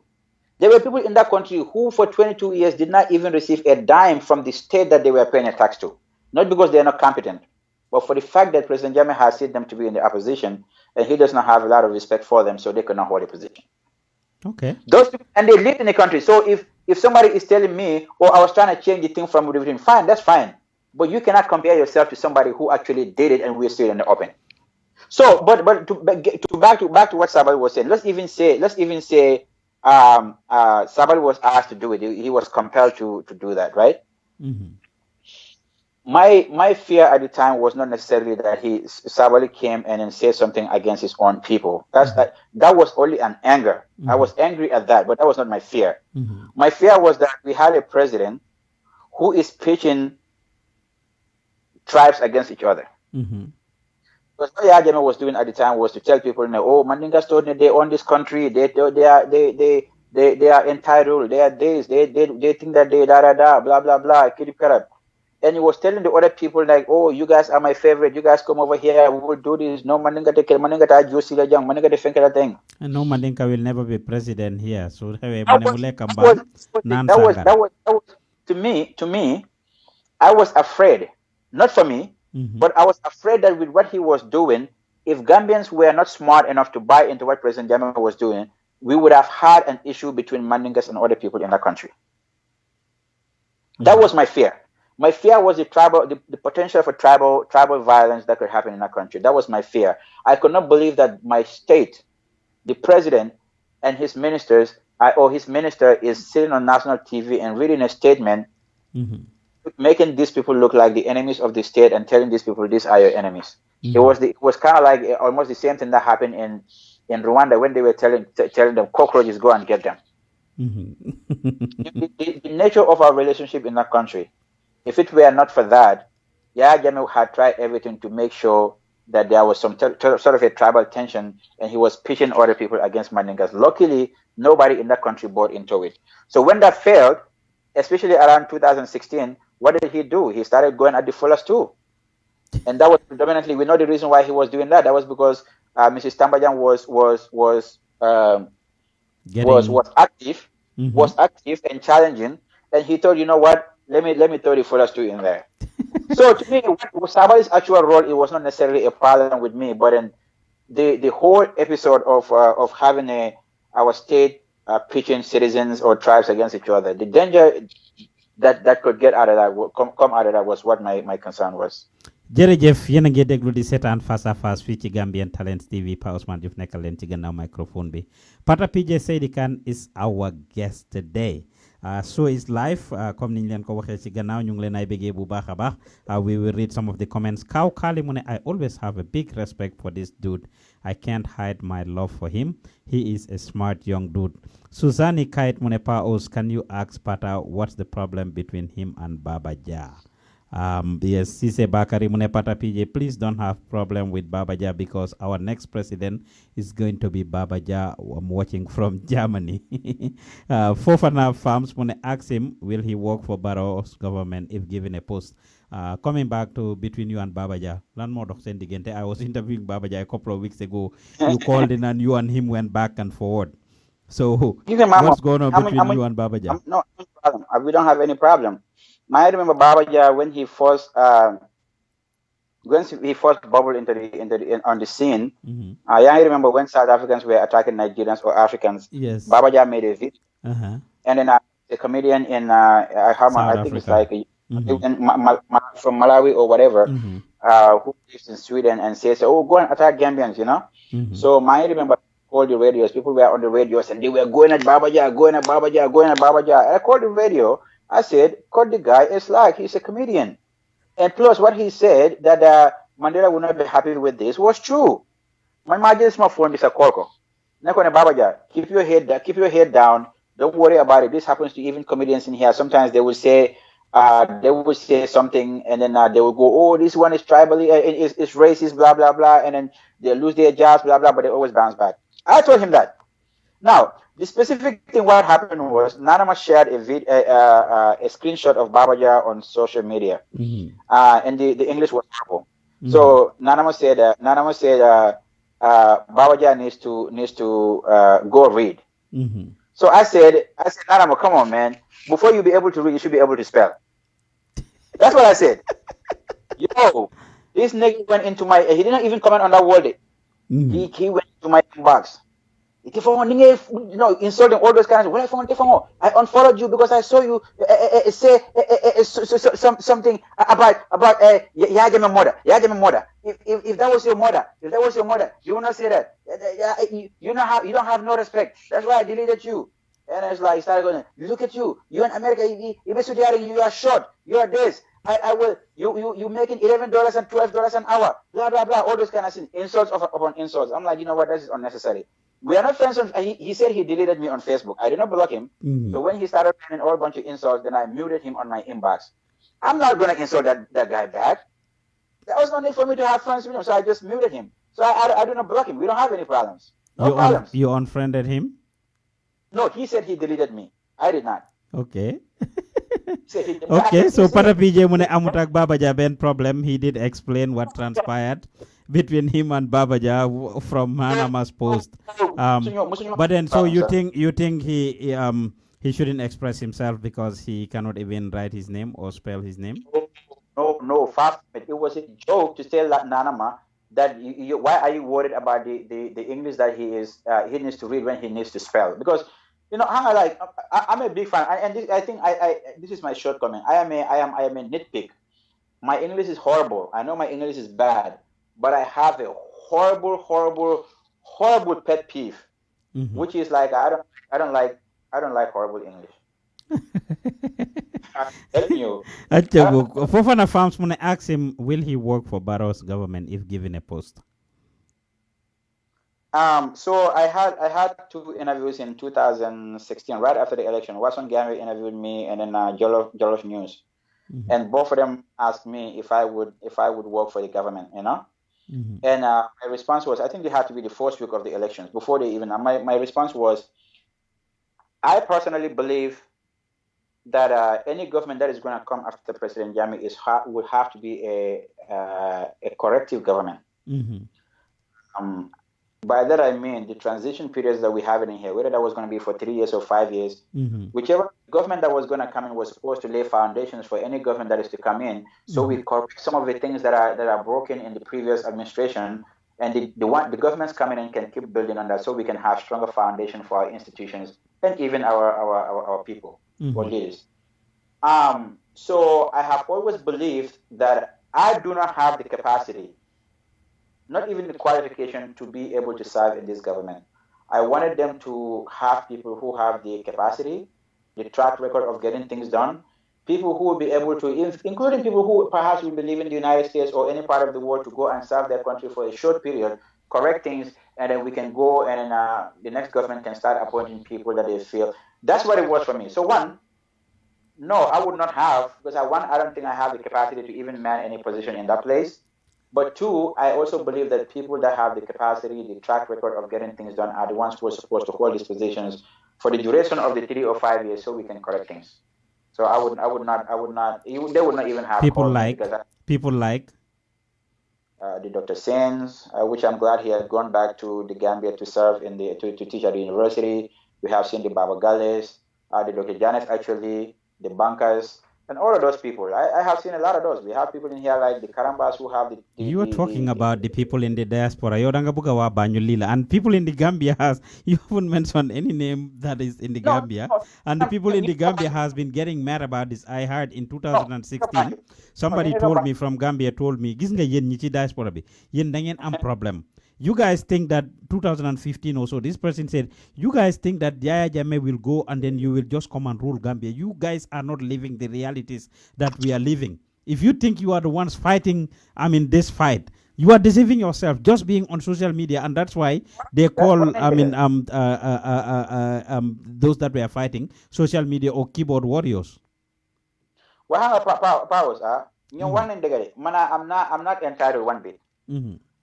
Even when people are screaming, oh, diaspora, I am not one person to say only because you fought in the struggle or you quote unquote fought the struggle, you are entitled to your position. That's not me.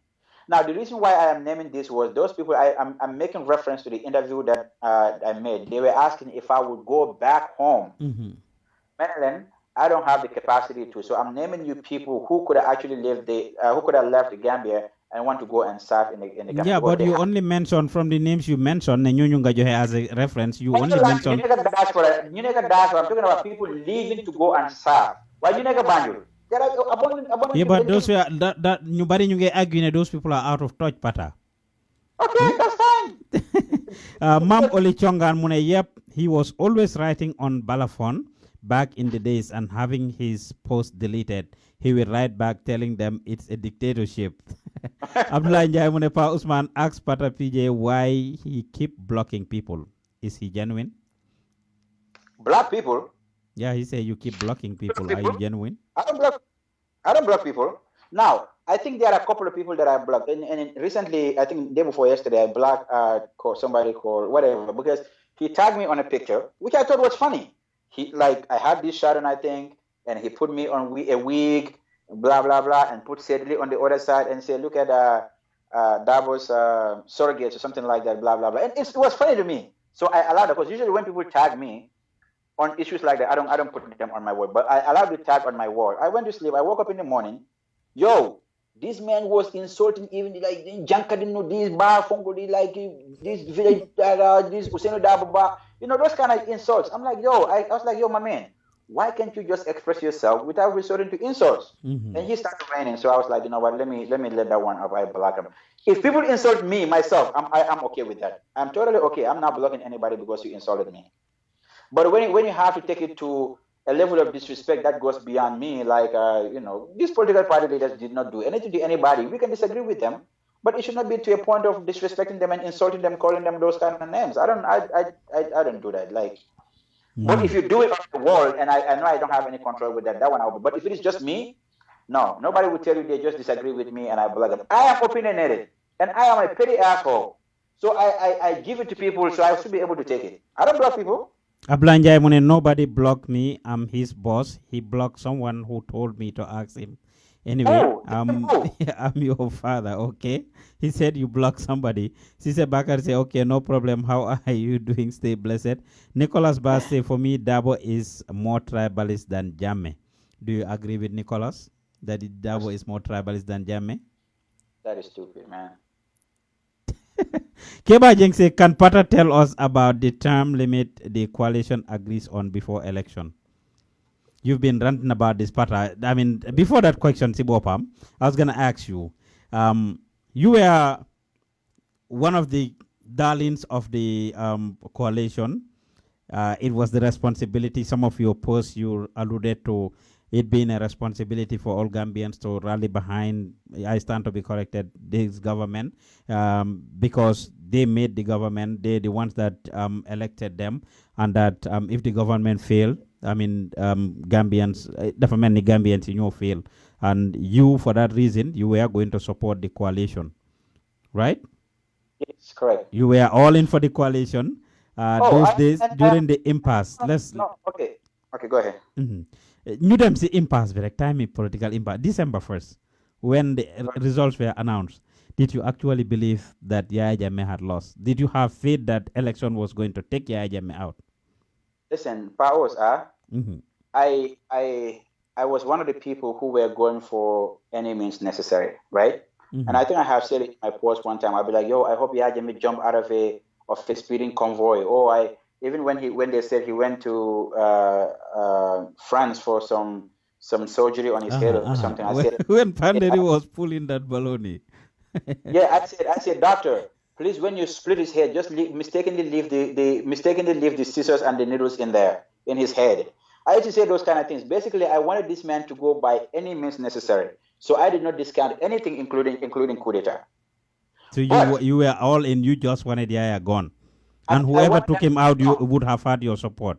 100%, 100%. That's actually one of the reasons that I supported. I like the December 30th thing. 100%. So with me, but I also understand one thing, that if there has to be anything happening in that country, especially that has to do with mass uprising, it will have to, our only avenue for that will have to come through the political parties. The civil society were dead. The military perhaps are not going to do it. Our only avenue for people to, the only group that will be able to call people out on the streets would have been the political parties. So I said, if we are not able to do anything before elections, we have to be able to come together, confront Yahya Jammeh. And I think I even wrote a blog about that in 2015 or 14 or 15 in my blog. And I said the Gambia can do a backbone, meaning we can go to elections with President Jammeh. When the margin is too small, we can tell him that he rigged the elections like they did with President Gbagbo. The opposition said, no, the election we won, and we take to the streets. I said that was in 2014-15. So I had always had faith in the opposition because I feel like they were our only avenue in that country, our only vehicle for change in that country at the time. But did you believe any of them could have actually, if they didn't form a coalition, any of them would have won? It was not going to be possible. But even UDP wouldn't have won without a coalition. No, it was going to be a fracture because this is what is going to happen.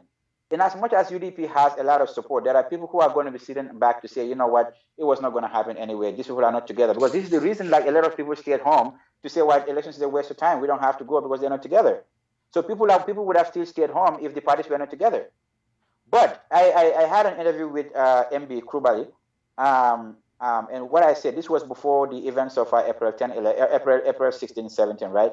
I said, MB, I said I have a feeling that we are going to have a coalition of all political parties minus one. You said that. Yeah, I said you predicted that. And at the time, and that one party was not even Mama Kande. Which one was it? Said there was going to be because I even said that in one of my blogs. I said why is DOI always exceedingly difficult? I was always thinking that there was always going to be a problem between the PDOIS and the UDP because all through the years it had always been between these two parties. Parties that are not even the same on size. Pretty much their demographic actually seem to be different. These are two parties that are never getting along on anything, pretty much. So if this one party says this one says that. This one says this. And that was coming on the heels of when Sabali made that pronouncement. Then the diaspora actually want to mobilize these political parties to go and have a rally. We call it the GUC rally, Gambians United for Change, something like that. They were going to go to the hotel, go do a press conference and condemn the statement read by Sabali. And then they were going to go have a unity rally at buffer zone. So in that rally, the report was that it was alleged that they had, because the press conference ended up being the UDP, PPP, NRP, and my party's representative. So Doi did not go because they said, they alleged that, don't quote me on this, but I think the report at the time was that Doi said they needed to, it is something to the effect of either formally write to us or actually interrogate. Their favorite was to interrogate and see what the statement means and what the implications are before they make any public pronouncement on it. So after the statement was that after the press conference, they were supposed to do a rally. Then I think at the end, NRP also did pull out because at the time, that was when the problem happened. There was supposed to be by-elections in, I want to say, Nyani or something. Ahmad Ba was going to contest, and this is where so Ahmad Ba did not go to the rally. So the unity rally was the UDP, PPP, and then GMC, if my memory serves me right. You understand? So this was some of this happening, and then we called it a rally conference in here. Those say the diaspora should go to the drawing board. They did not come. There was a rally. There was one in Dakar too. They did something like it. There was one in New York. I said to myself, oh man, we probably would not have them on board. So, but then I had always believed. Okay. Yes, I had always believed that there was a potential for these people to come together. Because one of the main reasons that convinced me was that when President Jammeh had enacted the Elections Amendment Act 2015, that was when they raised the fees for parties registering and all those kind of things that executive members of the party should not be outside the diaspora and those kind of things. I said to myself, you know what, Jammeh is willing to push these parties out of the thing. So I thought that was a good enough reason for them to come together. And I knew that most of these parties would not even be able to have $1 million to deposit and then have the campaign money. So I said to myself, they will be forced, even if they do not want, they will be forced to come together. Yes, but I had. But now, so what did you feel though, December 1st, when the results were announced? Did you believe it? Did you believe the results? Well, initially, before we get to that, in the night of the election, when things were going, there was a time that I was like, oh my God, because there was a time results came in. It was Jammeh. They kind of made it look like Jammeh strong areas were what they were calling. So there was this false report like, oh, Serekunda, Jammeh had like 40-something thousand kilometers. And I looked at the electoral register. I said, that's not even the amount of people in Serekunda anyways. Oh my God, why are they doing this? So we went in, the Jaras came in, the Kiangs came in, the Baribus came in, all these things came in, and the combo started coming in. I'm like, oh my God. So, but when the final thing came in the morning, I was dumbfounded. You can look at a video of me on Facebook dancing that day. So hard. So Jammeh came and gave his conceded defeat. He conceded defeat. I was like, what? Are you kidding me? We all didn't believe that, right? Are you kidding me? That Jammeh was going to leave. I was like, oh man. But if you look at it, the day that he did that, the very next day, if you go to, I said, oh my God, how about Jammeh comes and tells us this is a big joke? Go to my wall and look at it. You will see that on December 3rd, 2nd or 3rd or whatever, the day that he comes. I'm like, how about this man turns around and said that this was so when he came back the next day and said on Friday, the following Friday. Why did you say this? I'm like, nigga, this nigga is stable. The following Friday, when he came out and said, no, I declare the results null and void in its entirety, and we don't have the money to go back to the polls, so everybody go about your business till we have money, because we didn't have any sponsors, right? This is exactly those were what the words he. That's what he meant. I was, oh my God! But one thing that I convinced myself was that in the history of presidential parties or whatever, I have never seen anywhere that if a president loses election and deliberately say, I'm not going to go, and he stays, especially after conceding. I know. So and I know at the time the amount of support that the coalition had at the time. I have a feeling that they were going to have support at least from the international community. So I was not too worried that I said that this man is going to go, but it's going to go at a cost. Now I keep telling people there are two things that I had wrong, and I'm gonna be boastful over here, and then people can say I'm cocky or arrogant or something. But since I yéen a ngi déglu di seetaan face à face fii ci Gambian Talents TV Pa Ousmane Diouf jàkkaarloo Pata PJ Seydi Kane. I started commenting about Gambian issues. Yes, Sorry, a call came in. Yes, you were. So in all my public commentaries in the Gambia, there are two things that I have said that I was saying that I got wrong. One was that the day President Jammeh attempt to do something to Useno, I said that would be the end of his downfall. He is done. I said that. I said the day that Yahya Jammeh wanted to do something crazy to President to Useno, that country is going to be ungovernable. And then fast Jagachoy came, UDP refused to go back. I'm like, I told you guys. Then December 38 came. April came. And then things went that way, other than especially only a few people going to the courthouses and stuff like that. And then I was like, we are done. That was the one time that I said to myself, no, we are done. Not even elections can take this man out. Somebody needs to go pick up a gun. That was the one time I got that part wrong. Now, the second one that I have wrong, what is wrong with my thing? The second one that I have wrong was saying when Yahya said that he considered and then turn around. I said Yahya is dead because economic are gonna kill him. So you thought he was gonna go all the way, as he always does? I thought he was wanting to commit suicide. Well, he tried his best. I got those two wrong. Oh, okay. Well, so Yahya Jammeh left, and the coalition was there. Came over, and what was your take on the cabinet when President Barrow named his first cabinet? What was your take on that? So was it the way you wanted it or the way you predicted? No, I was not expecting anything. I was not, honestly, God knows I was not expecting. The only thing I was expecting was that the opposition party leaders were going to be in cabinet. That one I expected. But in other than that, there was no other expectation. And in that, my only expectation was because when you look at their MOU or even the manifesto, they said that they were going to be doing these things together. So they were all going to be stakeholders. So I was expecting every single one of them to be holding somewhere within the cabinet in their areas of speciality or experience or expertise to be able to keep things together. So I was expecting that. Now, what I was not expecting was the reservation of positions for technocrats, which was not bad. But then I never understood anywhere in the world that people were saying, because some people said, oh, no, let these politicians step aside. Why are they doing the cabinet? Let them bring technocrats.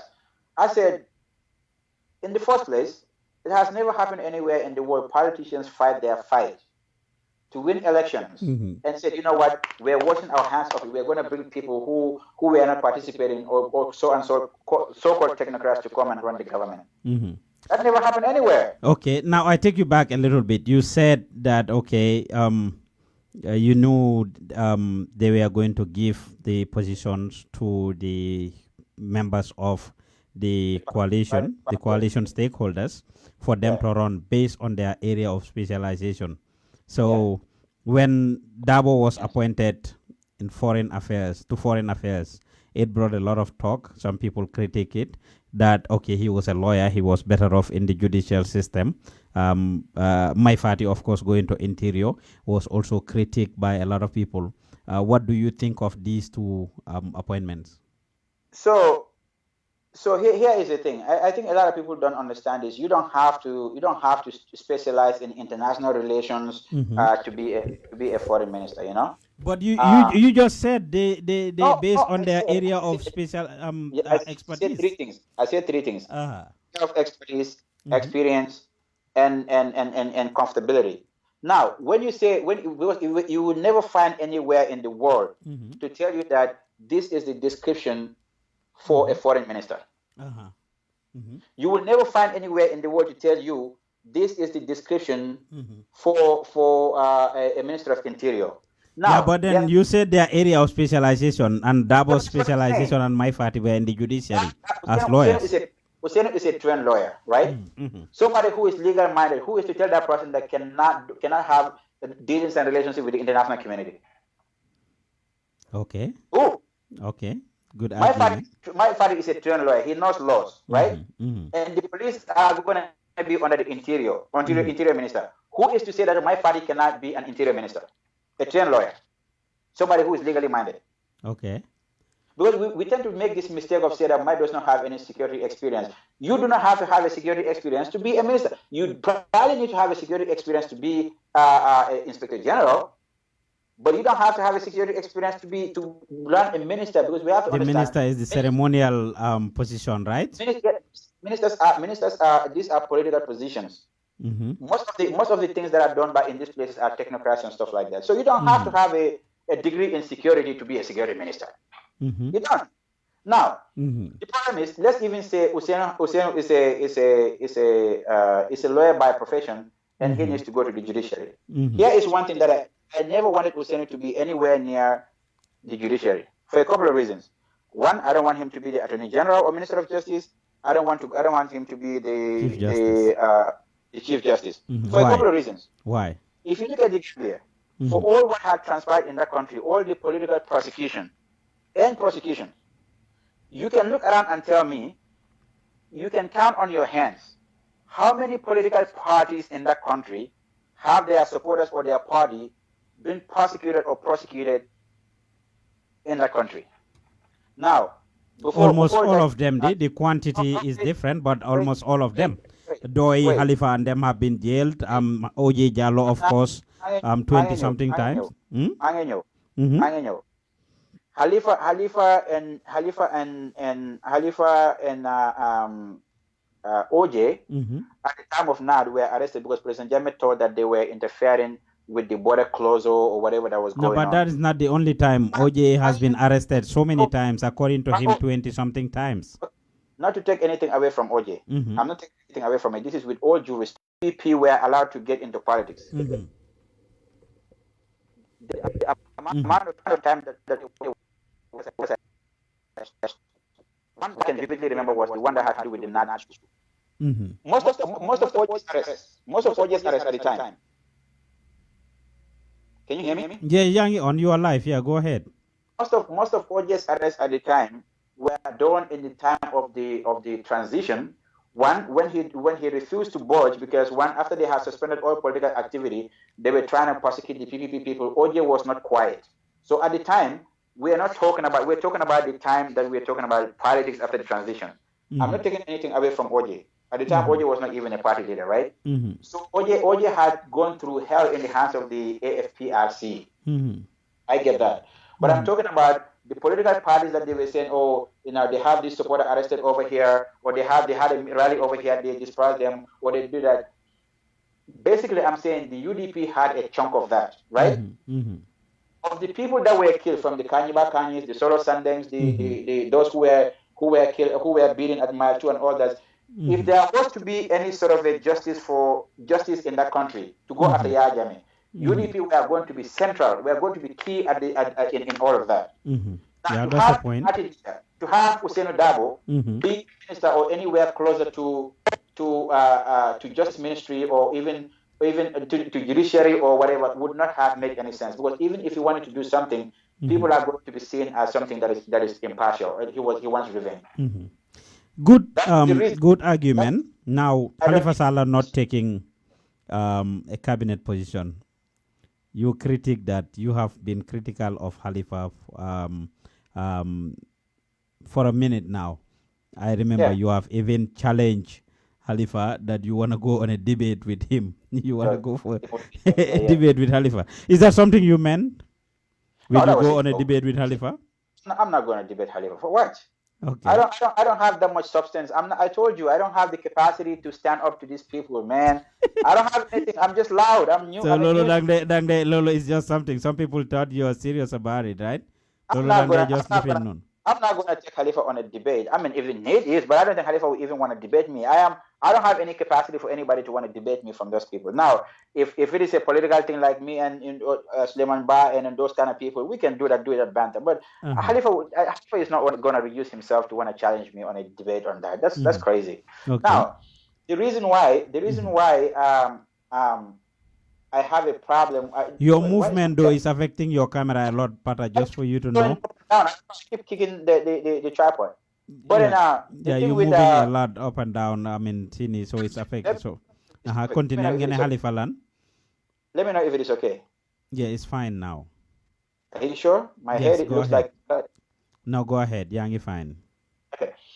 My thing with my disappointment with the whole of PDOIS was that if people come together, if you guys come together, because to give them every credit, they played a significant part in having these people come together. Everybody has to give them that credit. Now, what they call the group of six.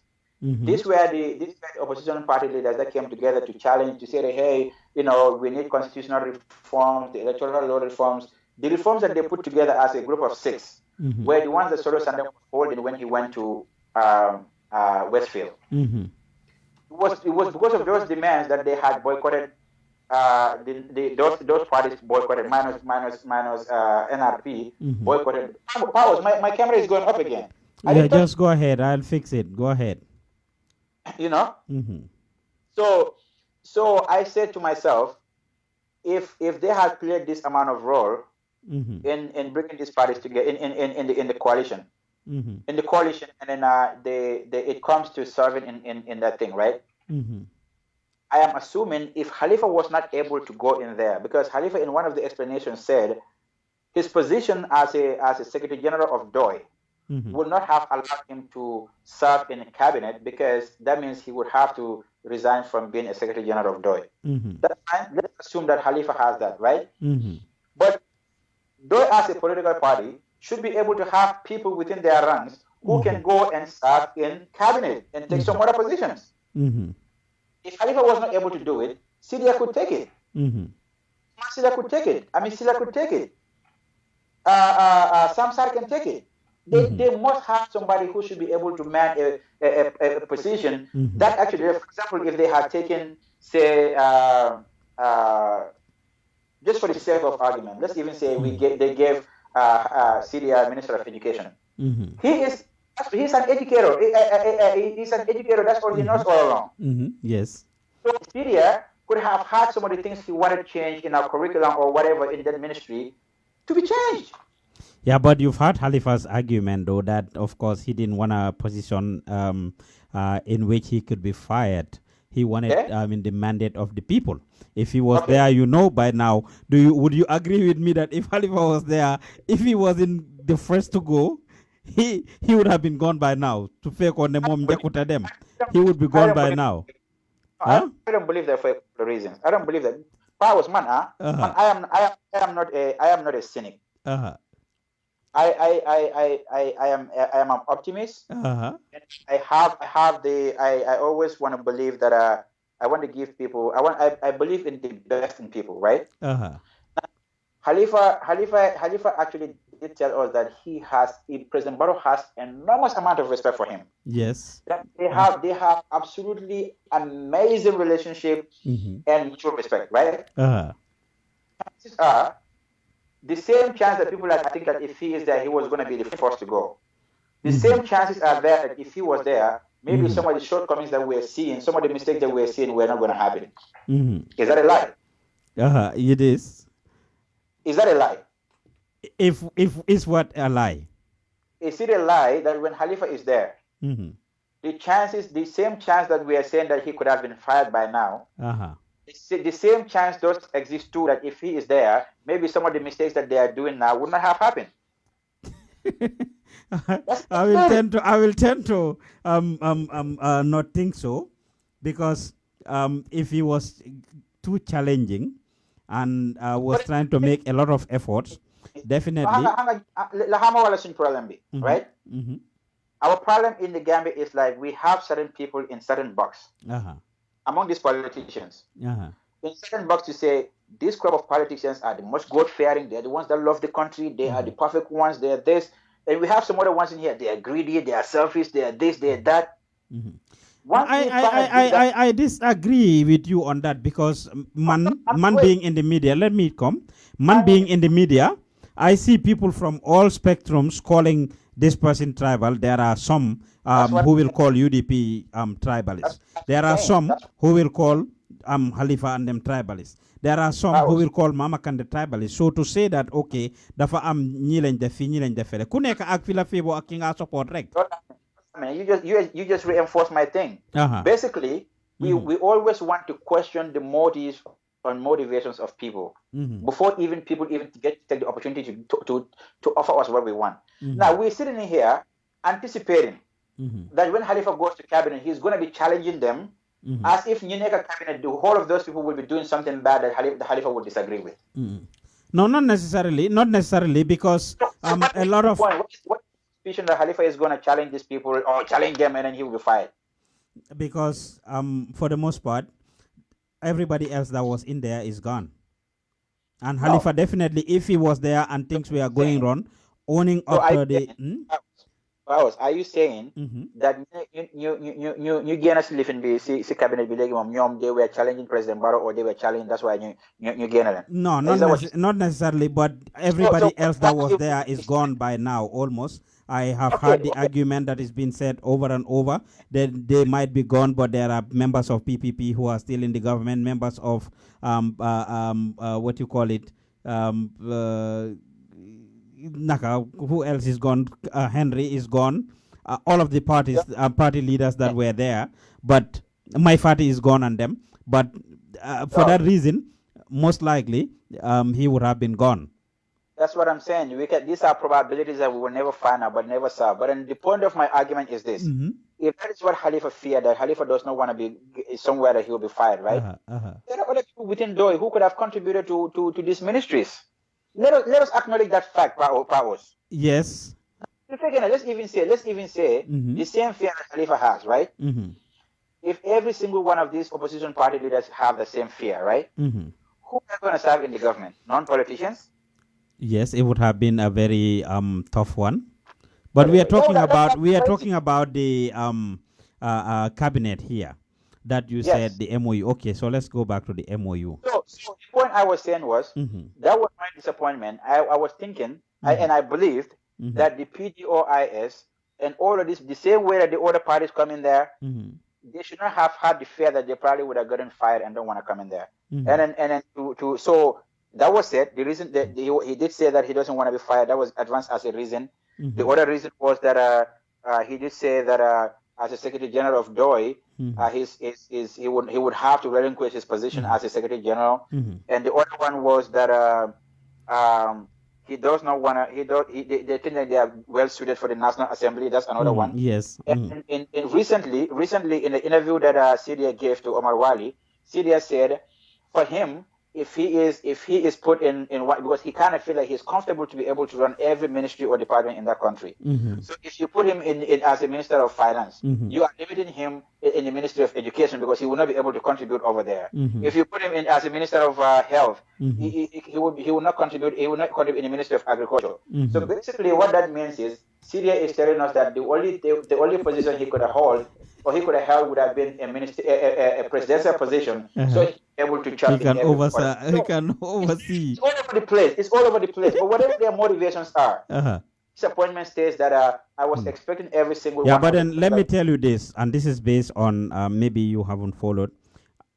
Personally, or my platform, Gambian Talents, have interviewed a lot of these people as well, and we have attended a lot of programs in which they spoke, and we have also done some research and investigation.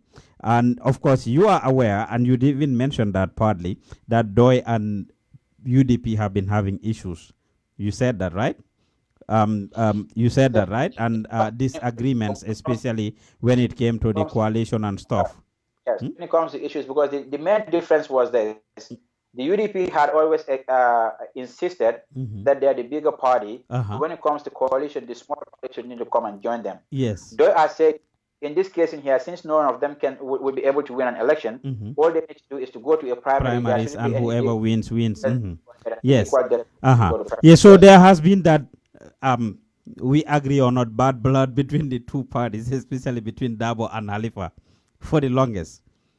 From some of Dabo and Halifa never had any problem. Again, yes, they would not say it internally, but the disagreements that they've been having, I mean, they've not been seeing eye to eye. That's just the bottom line. And there has been rumors and talk, word on the street for the most part, when they came out that, okay, when Dabo came out of, jail is when they started. He was the one ruling the government. He was the one that was in charge of the government. He was dictating everything that was happening. Khalifa felt threatened to some extent as President Barrow's advisor, that his advice was no longer being taken. And for some of these reasons, he saw some of the things. And some of this information I actually gathered from some insiders who were very close to the coalition at the time, who were very involved. And Khalifa was the advisor to the president at the time during the coalition. So Dabo came out and took charge of the whole, was running the show basically.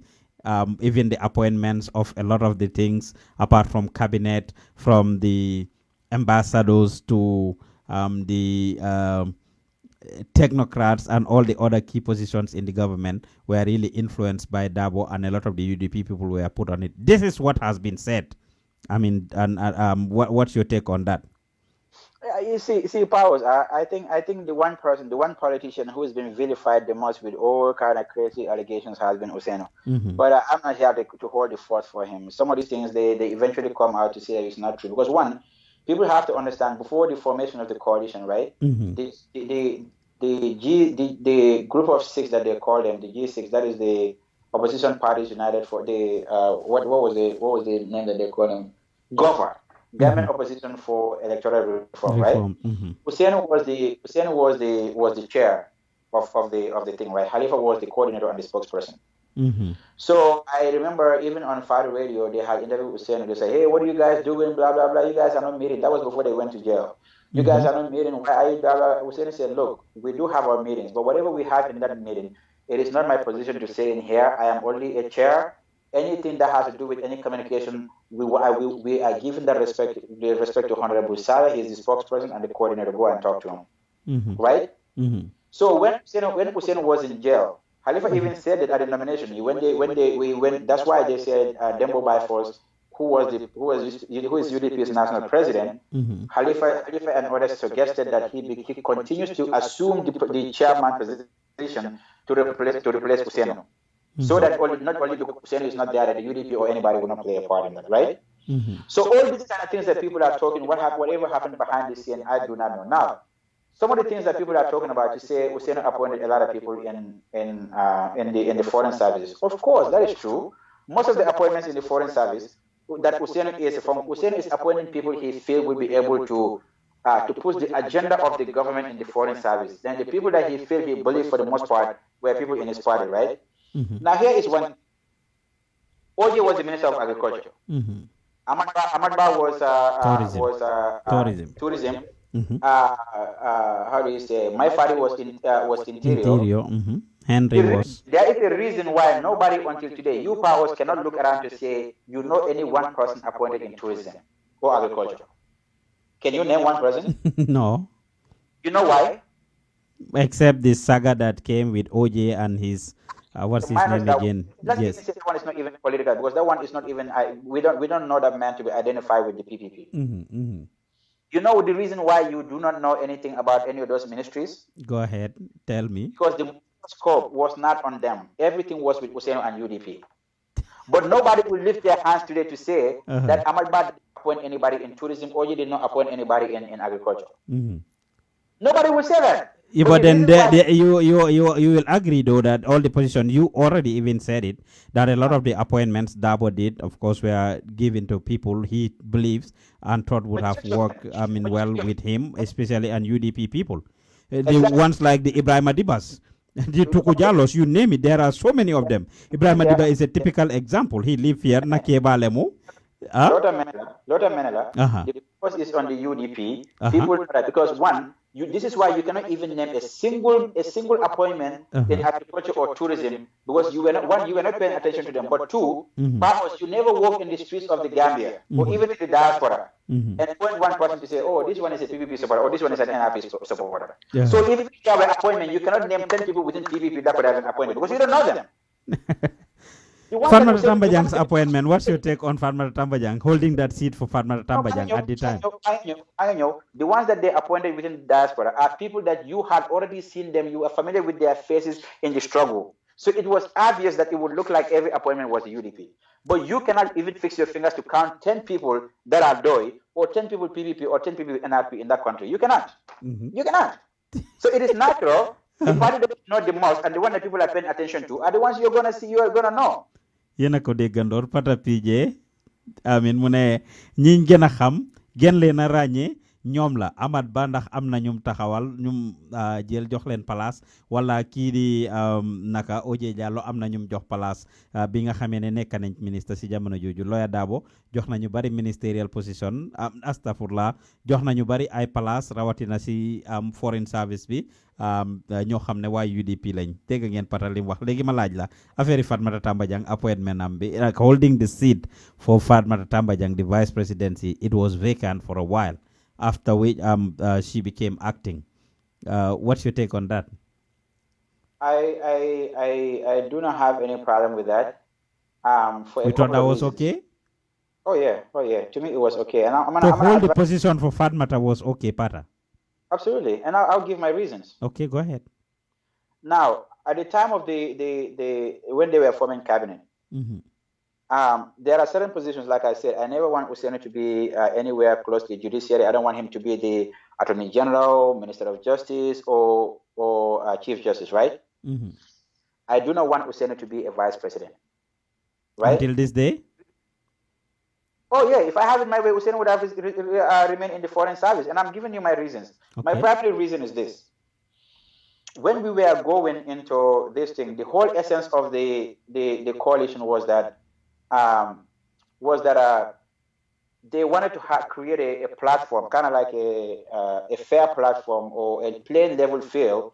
So whoever wins the presidency, when they come in, they would do their term and then not contest in the next elections and not support anybody in the next election. Hang on a minute. So at the time, I have this belief that I do not believe that any of the political party leaders should be the vice president, because the chances are, we know how politics is in Africa. Even whereas they do not play partisan politics, the belief is that people that are closer to power, people tend to gravitate towards them. I have a feeling that could, at the time, if Usaini was a vice president, the chances are that some people are, oh, it's a UDP government, now look at them, Usaini is there, UDP people will support, some other people will go to the other side. And then that is my reason I thought that none of the political party leaders should be president. Now, Fatmata Tambajang, as far as we know, is not affiliated with any of these political parties. One. Two, since Fatmata Tambajang busted on the scene from Passenger Choi, she has never taken a step back. She was always there, coming to the US, coming to the US, going to Dakar, calling these opposition party leaders. Passenger Choi, think he was with them. When the April thing happened, he was the only one of all the notable people that we know who was at the court with them. And two, and most importantly, she is a female. It would have given the balance to the presidency. Yeah, but that's all good. That's all good. Okay. So when Fatmata Tambajang was appointed, President Barrow was asked about it. He said Fatmata Tambajang tendered a document that shows that she was qualified to be a vice president. And I think in one of Usaini's interviews, precisely the one with Gis, he even said that Fatmata Tambajang tendered a document that she was a student in France at the time. That document, the date of birth on that document shows that Fatmata is of age. She doesn't qualify. So basically, the appointment was done in good faith, as far as I'm concerned. Yeah, but when Halifa challenged it and told them about the gazetting, that they needed to gazette the position, Halifa did not challenge it. He said it was unconstitutional. He wrote about it and said it was unconstitutional. I read that piece. He talked about gazetting it and all the procedures that they needed to follow in order to actually get that done, which wasn't done. The position was held for several months because of that. Halifa did not challenge Fatmata Tambajang's appointment. Halifa talked about the procedure, the National Assembly procedure that should be followed for those amendments to be done. Before, yeah, including her appointment, it was the result. He said the appointment of Fatma Tambayang was unconstitutional. That's what he said. He said. I mean, he said the age, the way that the age limiting was going, because Khalifa never confirmed Fatma Tambayang's age. He never did. Yes. I said he said the lifting of the age limit. The lifting of the age limit, the way it went about was unconstitutional because procedure was not followed. Yeah, but the position was held for Fatmata Tambayang Pata. The position was held for Fatmata. If they said everything was done in good faith and they had the document from France. Of course, we saw Panderi posted a picture of Fatmata Tambayang's UN when she used to be at the UN, her badge and everything, which had her date of birth, which is different from the document you are talking about. And I have spoken to some elders, actually, people who knew Fatmata, and would say that, well, based on Nyomsen At, who are age mates with her, based on Nyomsen At, I'm telling you, people that are even related to Fatmata somewhat, based on Nyomsen At, definitely Fatmata Rombon At from what they said. Okay. I'm not here to litigate that. I'm here to tell what happened, right? Now, what I'm saying is, if the appointment was done in good faith, for example, but why would they change it? Because they could appoint officially, and then later you jail go back and they made her acting. She was appointed. When she was appointed before swearing in, when that issue came in, right?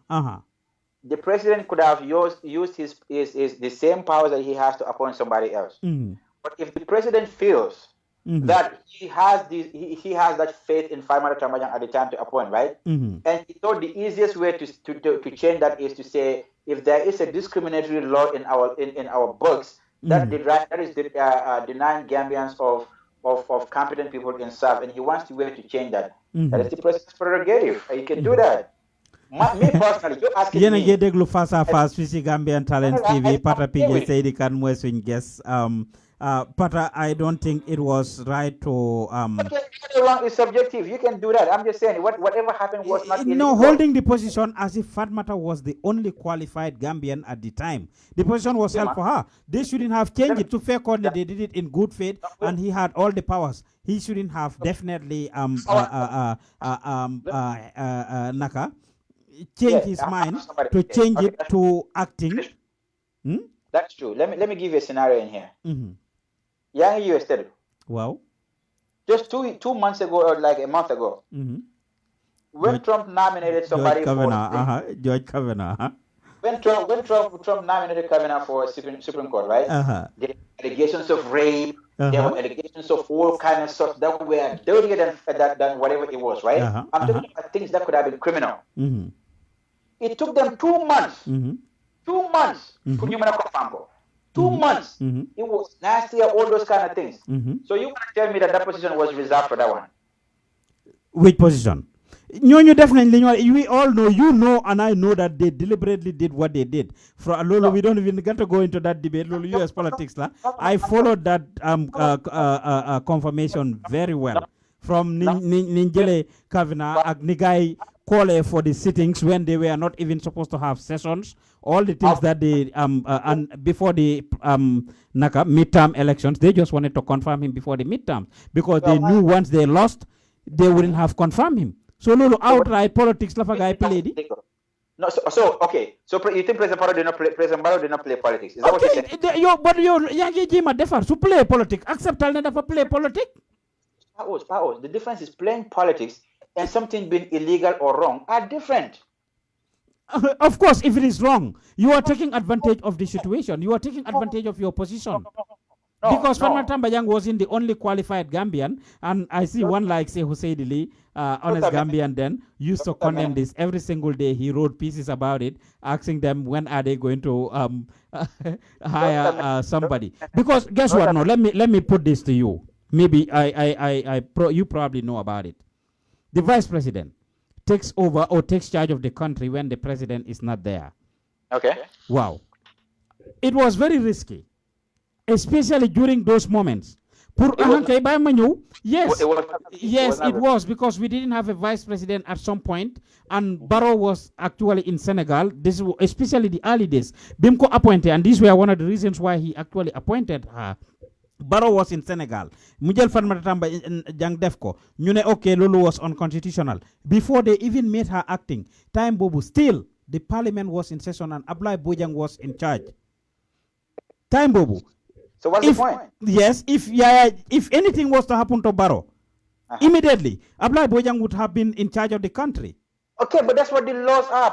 Look at lobby, but that was risky because Ablai Bojang, as the Speaker of the House at the time, if he was the one in charge, of course, look, Barry Lane Munonadef, they had a lot of powers, just like Kavanaugh issue being in the knee, how the Republicans were able to manipulate and change things to make sure they confirm in Kavanaugh. The Ablai Bojangs and the APRC should have had a lot of leeway to do a lot of things because there is no doubt that they could have changed a lot of things, brought in a lot of amendments and changes to our constitution, or some bills, it can definitely affect the country. So that was definitely a risk to hold that position for Fatmata Tambajang, no doubt, Pata. I'm telling you, it was political, but that does not necessarily mean it was illegal. That's my point. Now, you asked me how I feel, right? And I am telling you, if that's what President Barrow thinks that is best for him, President Barrow did not do anything illegal. In that country, nobody was even those who are legally minded, never picked up that issue because it was not illegal. I'm not a legal scholar, I get it. Now, but back to the age limit thing, because I saw somebody writing now, oh, how can you adjust the constitution for one person? Here is something people have to understand. In the points that they go for, which is the government opposition for electoral reforms, right? The document that they have to submit to IEC, that the document that Solo Sandan was holding in his hands when he went to that place. The points that were listed there, of the points that think they needed that they said they were going to address when they come to power, or they were going to boycott the elections if the IEC did not change, right?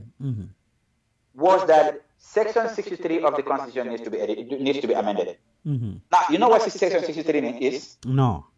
That is the one that has to do with the discriminatory age limits. So meaning, all the political parties in the country, PDOIS, UDP, PPP, NRP, every single one of them admitted that the age limit thing was discriminatory, it needed to go. Under the same section, they talked about the diaspora needed to be enfranchised to be able to vote. Under the same place, they talked about the term limits should be instituted. And all those these things were there. So it was not like President Barrow actually went and picked up the thing from the past and now. And the 3 years, right? Yeah. He talked about the term limit, but he didn't mention the 3 years. Now, Batamidu's argument. Whatever I am saying here, I think I should have even given this disclaimer that I am giving my opinion. I am not a government spokesperson or a UDP spokesperson, correct? Now, the point I am making is when Batamidu, who was the Attorney General, presenting his argument as to why they did that, Bat said they were working on, there are a couple of things.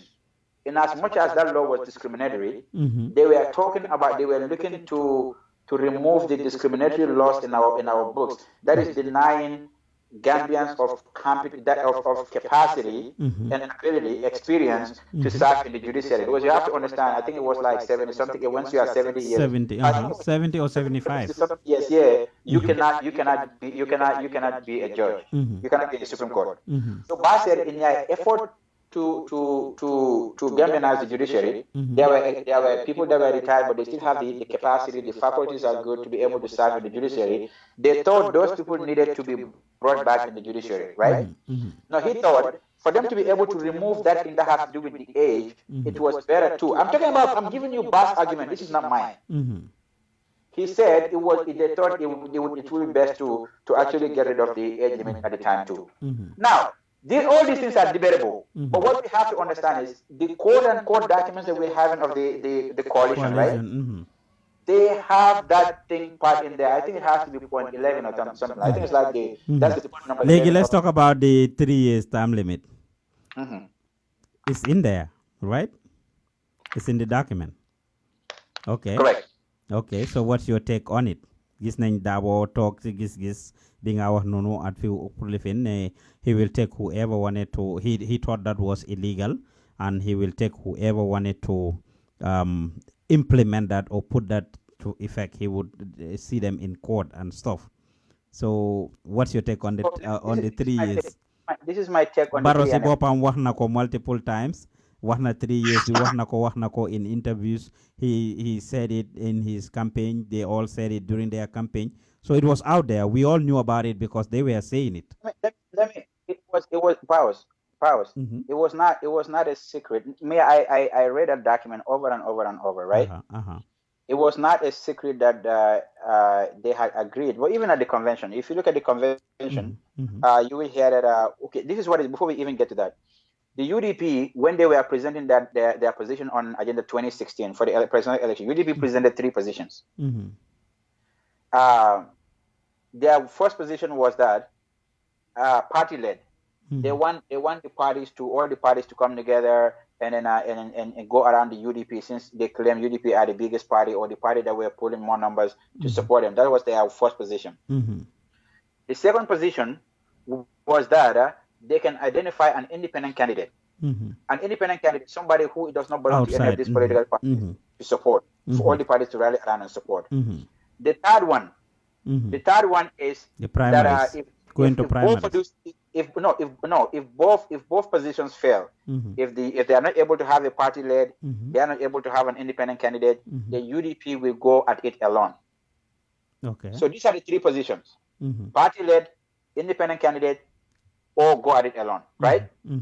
So when the youth of these parties were having it, because if you remember, they had a meeting at Tango, Solo Sandeng, and then the Musa I don't know, it's Musa Njaro or Musa Sonko of NRP and all of those. When they had that meeting at Tango, the opposition, the parties came together to have a discussion to say what's the way out. So when they voted, independent candidate was what won at that place. So they were the youth wings of their parties, or the youth of the party, were going to go to their parties and prevail on them to say, hey, this is what Gambians want. We don't want any party led. We want da. We just want an independent candidate, one person, everybody rallies around them, right?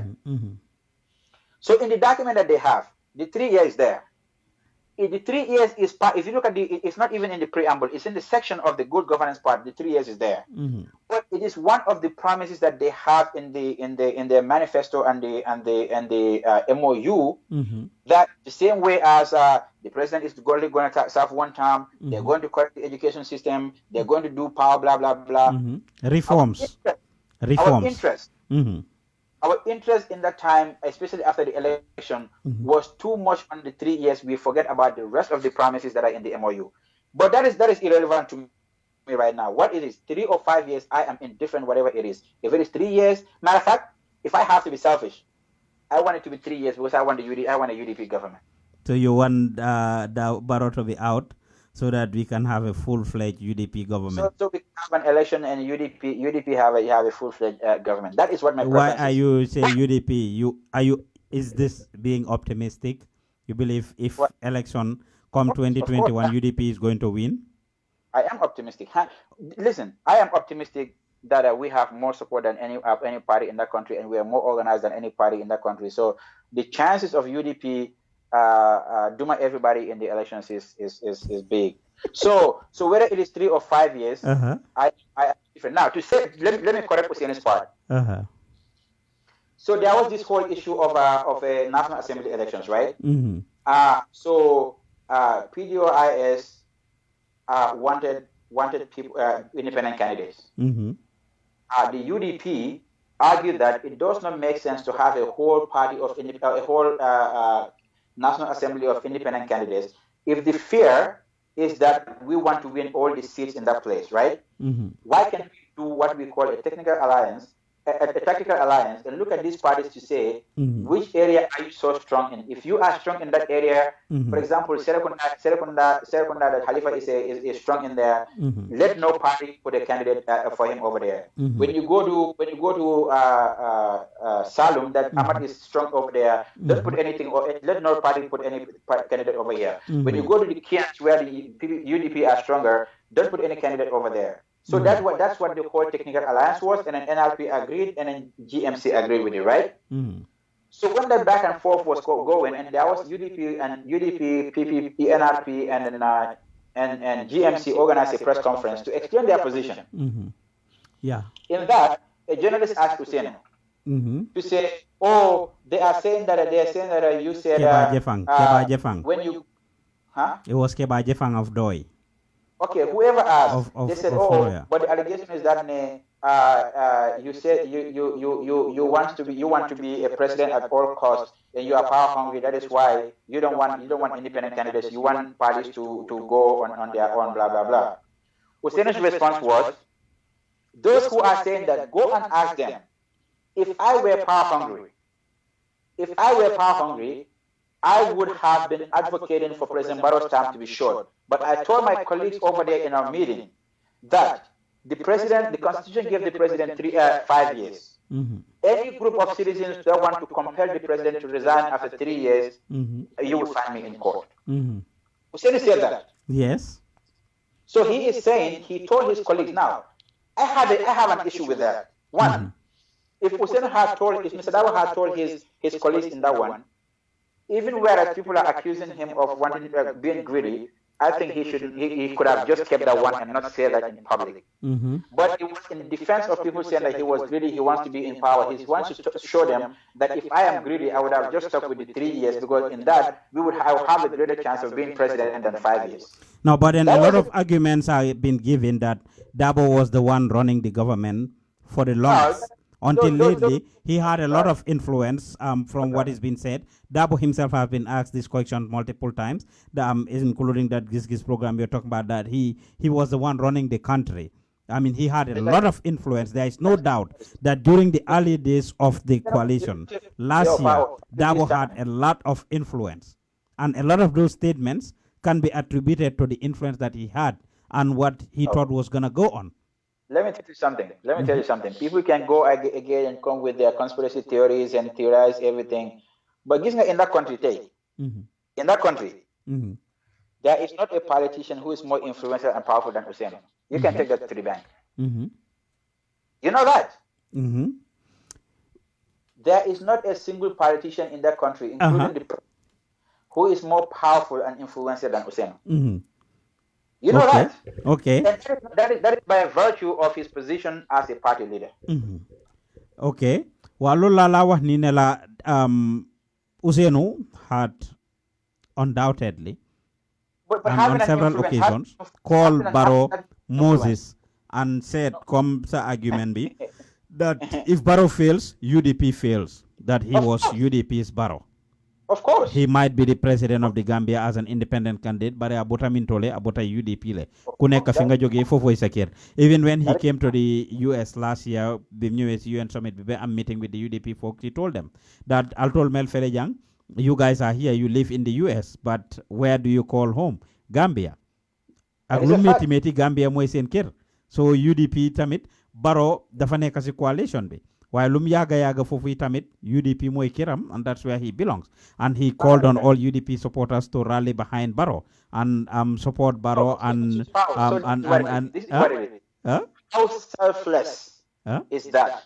How selfless is that? Hussein could have told people, you know what, elections is over. Everybody, President Barrow is on his own. He resigned from our party, because you have to understand, on November 3rd, 2016, when President Barrow got elected at the convention, he wrote a letter and tendered his resignation to the UDP.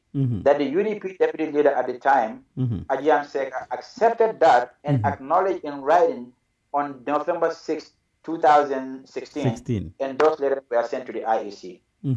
Yeah, Lolo Amna, but there is no doubt that there's discrepancy.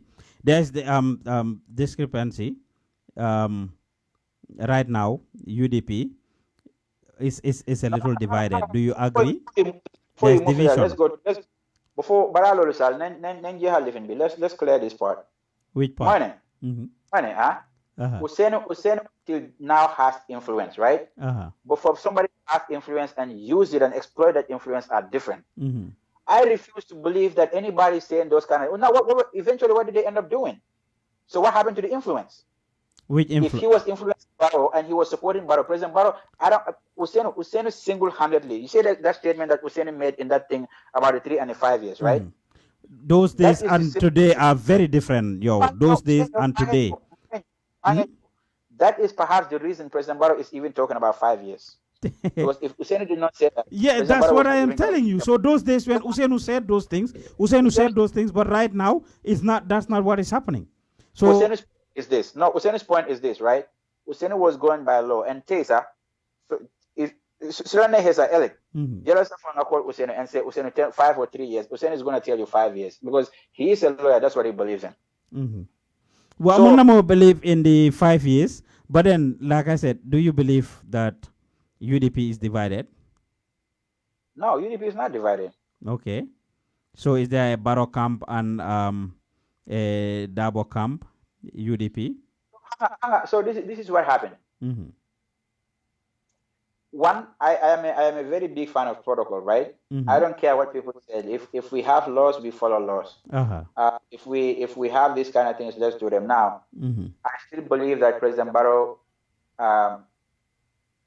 resigned from the UDP on November 3rd. Now, whether UDP is his home, natural home, that is something that is there. We get that. Mm-hmm. But on document, what we have on document, that everybody, including all the political parties, agreed on, and I don't care what President Barrow says. President Barrow is an independent candidate. He registered at the IEC as an independent candidate. Uh-huh. I am not a legal scholar, but I have a feeling that even if President Barrow wants to quit the thing now to come to UDP, we might probably call. He might even lose his presidency. I don't know, whatever. But if President Barrow wants to come back to the UDP, Uh-huh. I believe he needs to put it in writing after his term ends. Yeah, but then you guys already said this. Dabo said it. Barrow said it. You guys said it. Everybody was, saying it. Barrow is our Barrow, and he needs to be supported by all UDP because he's UDP. Since when did you know that he has to put it in writing? No, wait, man. I'm giving you my argument to Senate, huh? Uh-huh. I don't care what President Barrow says, what UDP says. What I'm saying is the procedure, what is in writing is that President Barrow resigned from the UDP, correct? Yes, that's true. You can doubt that. Mm-hmm. So President Barrow, who was the treasurer in the UDP, assistant treasurer in the UDP, does not hold that position anymore. Mm-hmm. Hang on a minute. Mm-hmm. So if President Barrow wants to come in the executive, he will still have to lobby and apply for that position. Mm-hmm. All I mean. Mm-hmm. Now, let's whatever President Barrow says or whatever. Now, UDP telling people support President Barrow. President Barrow is a President Barrow. Barrow is a Barrow. I don't understand what is wrong with PDOI telling those people support Adama Barrow. Adama is our Adama. What is wrong with the PPP saying the same thing? Yeah, but the contexts are different. Niko UDP di waxe UDP taking ownership comme niko Ousseynou breakdown in New York ne fofu moy kiram ne yeen ñi nekk ci diaspora bi da ngeen nekk fi legi way dekkatu len fi naka fi ngeen dekka waye Gambia moy seen kër te motax every time today kiyang nga joge kiyang moy sa kër da nga ñew holiday di ñew kiyang man suma mas gi dama dem fara feñe yow da nga dem jaara. This is what Ousseynou implied ne Barrow seen Barrow la. I'm from Jara. Jara la wax rek. So what I'm saying is this. Ousseynou rallying people. He didn't tell people to support UDP. Ousseynou rallying people to support Adama Barrow. Mm-hmm. Why support Adama Barrow? Because Adama sen Adama la. You cannot change that. Adama suñ Adama la. Okay, Adama suñ Adama la. Wow. The UDP la joge fofo e kiram resign na si party bi as living. Over Adama calls him. He calls Adama Moses. That was taking us to the promised land. Those are proverbial things. Everybody can say that. Those are proverbial things. Yeah. He's calling him Moses that he's gonna take us to the promised land. So if Adama is the Moses that's gonna take us to the promised land, why not still give him a chance? Okay, that's not an issue. The question is not that. It's not about chance. My point is, if all these parties come together. Have Adama as a presidential candidate, right? And then they know that Adama came from my home. Because let's even say, let me give you an example, like Honorable Salah. Halifa Salah is the leader of the PDOIS. But he was willing to resign to go as an independent candidate. Your part of you, you want to tell me that for the life of you, Halifa Salah had won that and resigned from PDOIS officially, you are going to sit and believe that Halifa is no longer Doi. Is that what you're going to believe? He is Doi. as a member. Yeah. So this whole issue of Adama resigning or whatever, it's a documented thing, right? But that Adama came from a home, it's a fact. Does not have any bearing on what he does as a president. But it never came up, though. It never came up What never came until up? this argument that Adama should go back if he wants to contest, if he wants a UDP. Adama is not a member of UDP. That argument is coming now. Every UDP member was taking ownership of Adama until lately, until Adama made this comment, the coming of Barrow Youth Movement is when a lot of people start, when it starts to hit home.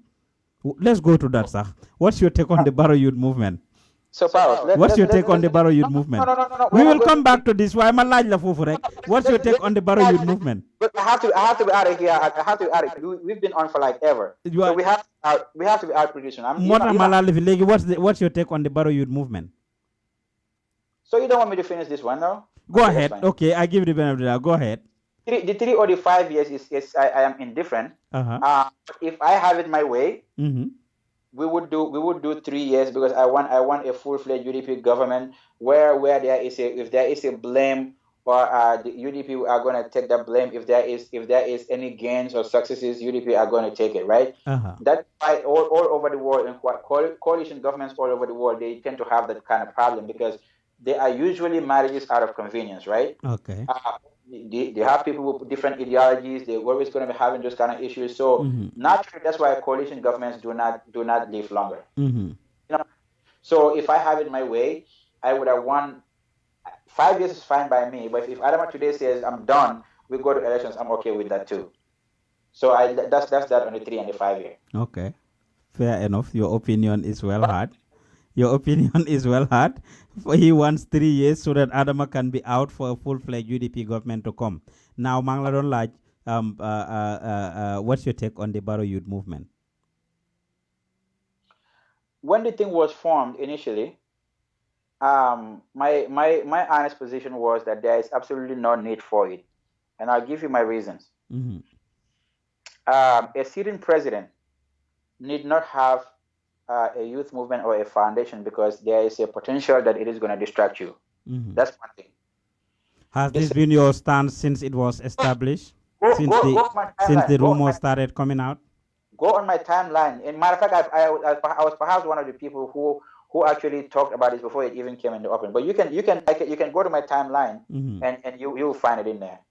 I posted it. You can just search my name and then Barrow Youth Movement or Youth Movement. It will come up. And my argument at the time was this: one, it would be a distraction for president. But the whole essence, why they said they have a youth movement is to support the agendas of the president, right? I said, you have a president who has the support of 7 political parties who otherwise would have been in opposition. I just created a Wix website. Go ahead. A president who has the support of 7 political parties, parties that would have ordinarily been in the opposition. You have the support of the UDP, the NRP, the PPP, the PDOIS, GMC, GPDP, right? If it is support for the youth for your agenda, these parties have enough youth to be able to support you in whatever way you want. The platforms are already available. So there was absolutely no need for the president to have any sort of a youth movement to say you're going to support the youth. One, if it is that to empower the youth, we have the National Youth Council. We have the National Youth Service Scheme. We have the Ministry of Youth and Sports. He could have done all that. So that was my opposition to it. That was even before this whole thing of like talks of having that transform into a political party was coming into being. From this get-go, this was my argument. One, it is going to be a distraction for the president. Two, he does not need it because he already has the support of all these political parties around him. And until this day, that is my point. And then when we saw them started coming up with talking about they're going to build mosques and other projects, I said, how are they going to do that? They don't have the funds to do that. If the president was one who's going to be lobbying for them, he could have lobbied that in some other avenue to put it in other sectors. So that was my take on the youth movement. Oh, okay. It should not be established, right? You think? Yeah, that's what I said. yéen a ngi déglu di seetaan face à face jógee fii ci Gambian Talents TV Pa Ousmane Diouf indil leen ko suñ guest bi is Pata PJ Seydi Kane, as you heard him say. I'll tell you something about me. And this might sound a little arrogant and stuff like that. I want to believe I am pretty consistent, man. Well, I just pulled your statement. Actually, October 2017, you said Barrow Youth Movement. I do eagerly await more info about the Barrow Youth Movement. Until then, I have a fallacy on it. It is needless. Citizens can form movements all they want, but youth movements, citizens can form movements all they want, but youth movements as political instruments are dying. Politics is evolving to be a game of mind and strategic engagements rather than groupings of able-bodied youngings running after politicians' caravans. Today, you sit in your house or step out to win the support of voters without having to lay your lives down for politicians. That's the smarter way of politicking. President Barrow is understood to be a one-term independent candidate. What does he need an established youth movement for? I am not saying the president formed it or should have asked that not to form it. I am saying I see no wisdom in it, nor should he have given his nod of approval to the point of embracing them in his offices, unless he is prepping for what the combo Bogwigs did to Jammeh in 1996 to drop the uniform and wear civilian dresses to run. I am pretty confident that Barrow is decent and conscientious enough than that. Barrow is decent and conscientious enough than that. You wrote this piece on October 10, 2017. So you are right. Do you see who I tag on there? Yes, you tag President Barrow on there. Point. You tag the office of the president on there. You are consistent with that. You know exactly when this was? This was the day it was announced that they went and met the president, and then some pictures were taken. That was the first day that officially it came out that they were forming that. And then and a couple of days later, they wrote a statement to say that the president is not planning on forming anything. He doesn't want his name associated with it. Then that was before the nationwide tour that he formally introduced them. So Powers, man, I am consistent. Sidinjai.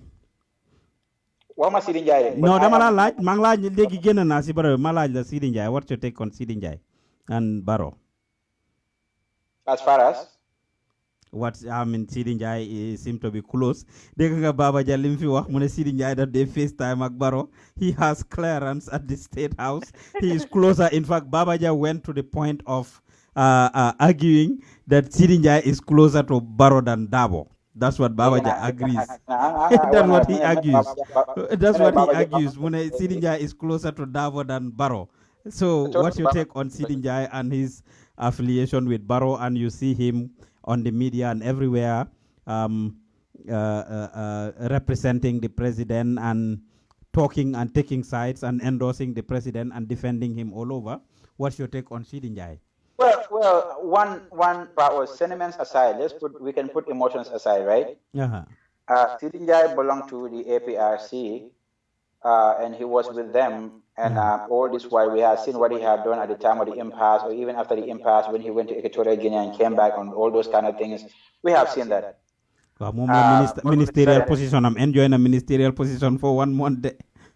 No. All of a sudden, Sidinjai came and said that he is 100% Barrow. He didn't say coalition or UDP, whatever. He said he's 100% Barrow. Yes.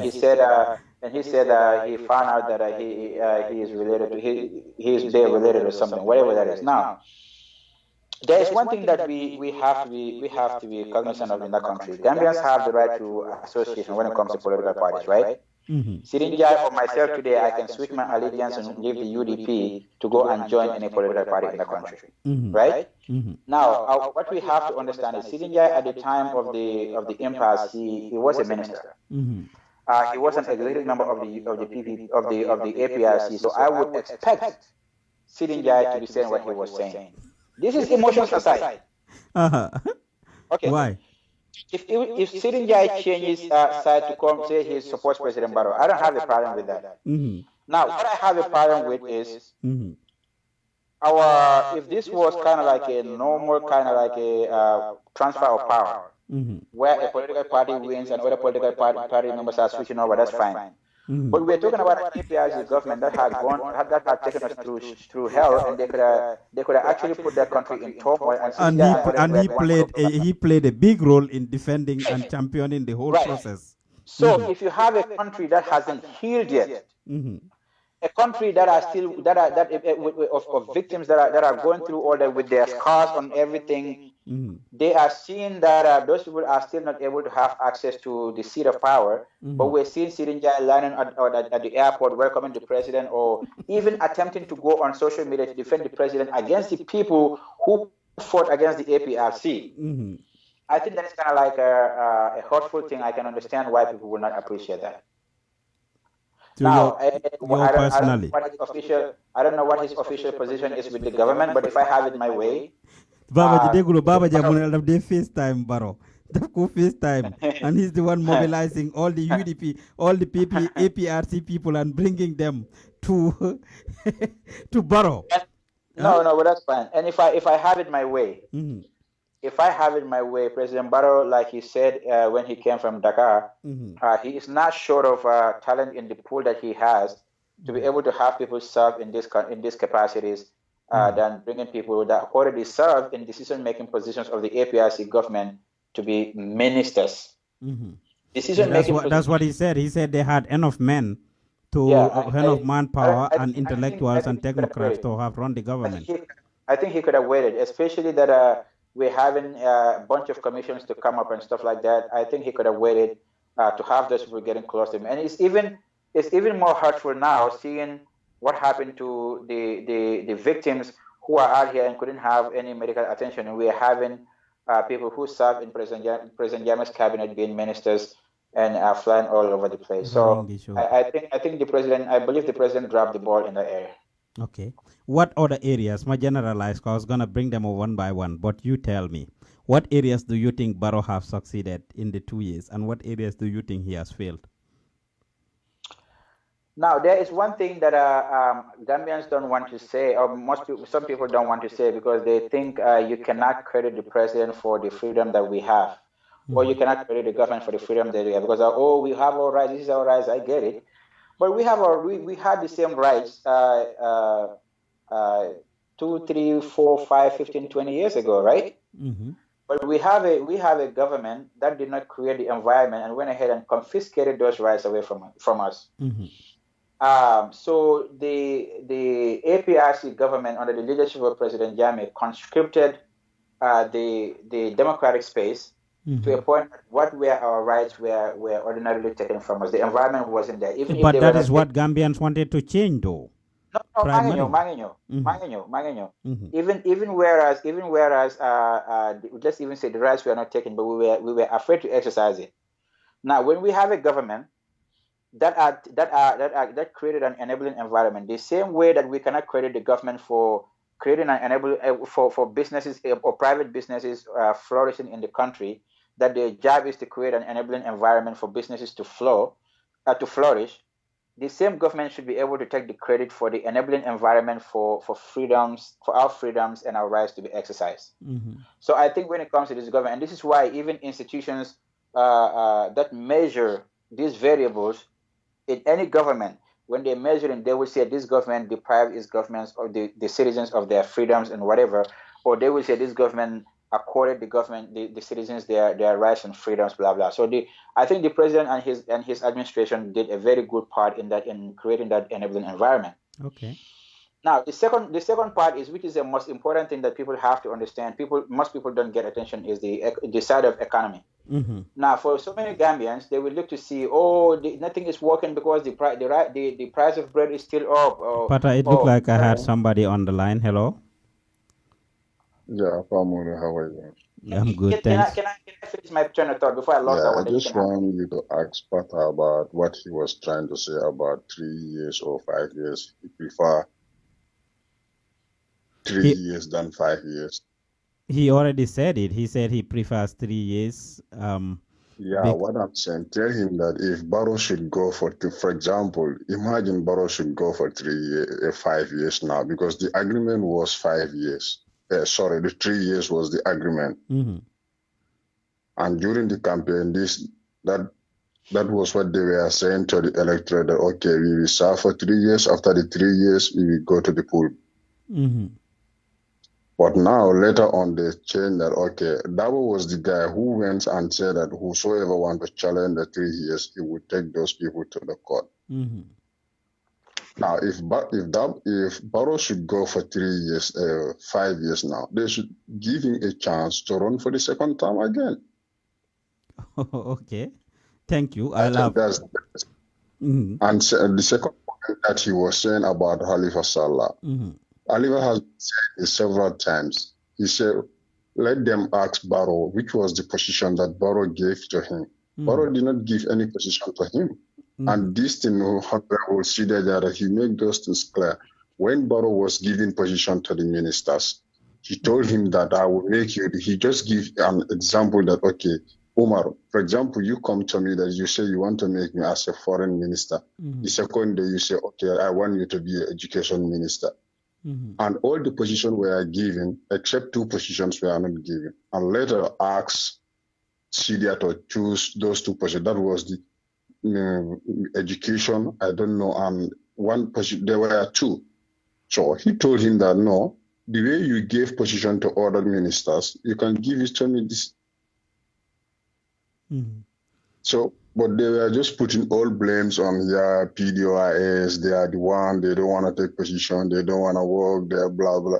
So now let's see, and let's watch UDP and Barrow movement now, how they are going now. So that's my take. Thank you very much. All right. Barrow, Pata, you heard his argument about the 3 years and the DOI stuff that you were talking about. But anyway, continue and you can respond to him later if you want. You want me to respond to him? I can respond to him and come back. Yes, go ahead. I told you what my preference is for 3 and 5 years, right? Yes. That is, I want the UDP to come in, but then I also have a feeling that whether it is 3 or 5 years, UDP they still have a great chance of winning elections, right? That's up to Gambians. I'm just giving you my personal preference of what I prefer, right? So when it comes to the issue of 5 years, now this is what I said. I had always said this on radio, and I think my Facebook wall too, where I said this. You can Google that one. You can cite that one to you will say it. I said, I do not have a problem with Usenu, with Mr. Dabo giving his position on the 3 year to say that the Constitution says 5 years. Any group of citizens who wants to shorten the term of the president, you will meet me at court, right? That is Usaini's position, right? Usaini's opinion. Now we have the coalition. The coalition had like I think 7 or 8 stakeholders. UDP is only one stakeholder of that. What I said on my Facebook status on the time was that this whole issue of 3 year and 5 years should be settled by the stakeholders. That they need to go and sit and discuss. Is there a need for us to reconcile the MOU's 3 year with the Constitution? And they can see what would be the reason for us to do that. Do we need to have enough time to finish our agenda, or do we not need to finish that? My thing is, I would have a problem. I don't care what any individual citizen. What you say 3 years, you say 5 years, whatever. I would have a problem. The problem that I have is I don't want the president to unilaterally say I'm going to go for 5 years. I would respect and expect the president to go with his colleagues and say, let's have a debate on this. What do we do? If the majority of them say that they need to go for 5 years, they can go for 5 years. If the majority say 3 years, I do not expect the president to insist to say, I am the president, I'm going to go for 5 years. That is my sincere position on this whole thing. These people who went and sat in that room to come with the 3 and 5 years powers, you and I and any Gambian that were on the campaign trail or went in to vote did not participate in the formation of the MOU or its content. Even some of us who were active on social media at the time, we did not know the content of that until it came out. Basically, we have the heads of political parties who, you must remember, do not have any mandate at the time because nobody voted for them, right? Went and have an agreement I'm not saying the agreement is not valid. It's still valid. It's a bunch of people. They need to honor whatever they have to say, whatever they had agreed on. But if there need to be any changes, whether it is going to be 5 or 3 years, I expect them to all go back in and have the discussion and talk about it. All right. I want a consensus that one person coming to say. Now, I am not blaming Khalifa or Doi for whatever is happening. I am saying I was expecting them to serve. If Khalifa was not going to serve, I would have expected somebody else in Doi to serve in cabinet. That's my point. All right. So it was not like I was blaming them. Okay, fair enough. Now the development. My third point, the one point that the one variable or element that we have not paid a lot of attention to is the issue of the economy. Now, you don't look at the economy to say, oh, my salary is not increased, or the price of bread is still $7. No, there are so many variables relating to the economy that when you measure it. Now that's your field, right? Huh? Now that's your field, right? That's your area. I don't even want to go there. Let's hear it. Now, I have a special interview on that, on the economy, on the Gambian economy. Let's go. Go ahead. When you have institutions, the IMFs and the World Banks measuring economies of the world, they don't go to see what is the price of bread in Jarasoma. They look at the variables responsible that could actually have the economy stable in the first place, to avoid all sorts of inflation or all that kind of things, and have the business people have the ability, the economy is stable, the currency is stable, and you look at the macroeconomic policies and the fiscal policy of the government to see this is actually a stable government, right? Then other variables will come into play that can actually factor into, say, the price of commodities and stuff like that. Now, in the Gambia, when they were coming, that like last year in 2007, I think, the prediction was that the economy grew from 3.7 to 5 point something percent. Right? They were able to register a 2.7% or whatever, 2.3, whatever. Don't quote me on these numbers because I'm not seeing them before me. So this is why when the IMF initial report went to the Gambia, they forecasted that they said the Gambia's debt burden is so high, is so stressful that the Gambia cannot afford to take any other loans because our deficit was at 130%. Right? So those variables were there, but if you look at it, there were some austerity measures that they were taking place. They went to the point of even having duty free on import rice and all those kind of things, right? They were doing that not necessarily to help the merchants or the sellers and everything, the traders or the businessmen. That was supposed to have them kind of be able to have that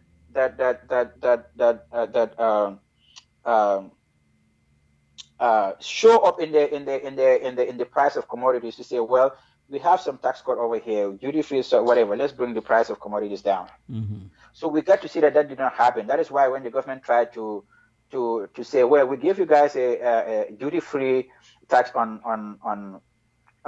flour, but we're still seeing that the price of bread is not, so it's not cutting it. So you guys have to cut the price of rice. So we saw how that thing backfired because there was a shortage and the price of rice flew up. So these are some of the variables that you see. Now, the report, the IMF and the World Bank report that came out now, we are seeing the projection of the Gambian economy is projected to grow up to like 6.7%, right? So we are seeing the stress that was in the economy, or the debt thing moved from 130% to 87%. That is good. Okay, that is good, Pata. We have another caller. Hello. We are seeing the central bank and all of these people. Yeah, hello. I have a caller on the How are you doing? All right, Pata. Let's just take this last call. What's your name and where you calling from? My name is Lamin Kamara. I'm calling from Canada. Okay. Yeah, so you guys are doing a very good program. So I have a question regarding the coalition agreement. Because when the president, Mr. Barrow, was doing the campaign, there was a 3 years agreement between him and his partners. And then by that time, Mr. Dabo was in jail. So soon as Dabo came out of jail, he came up with the Tactical Alliance to dishonor the agreement that they made with the coalition. And during the entire period of the campaign, they promised the entire nation that they're going for 3 years. After 3 years, they're going to go for another election. So my question is that fair or is that honest to the people that voted for them into office? Okay, thank you very much for your correction. Thank you. Thank you. I appreciate it. Pata, you answer Lamin Camera real quick, and we promise we move ahead and wrap up. We are getting to the end. Okay, go.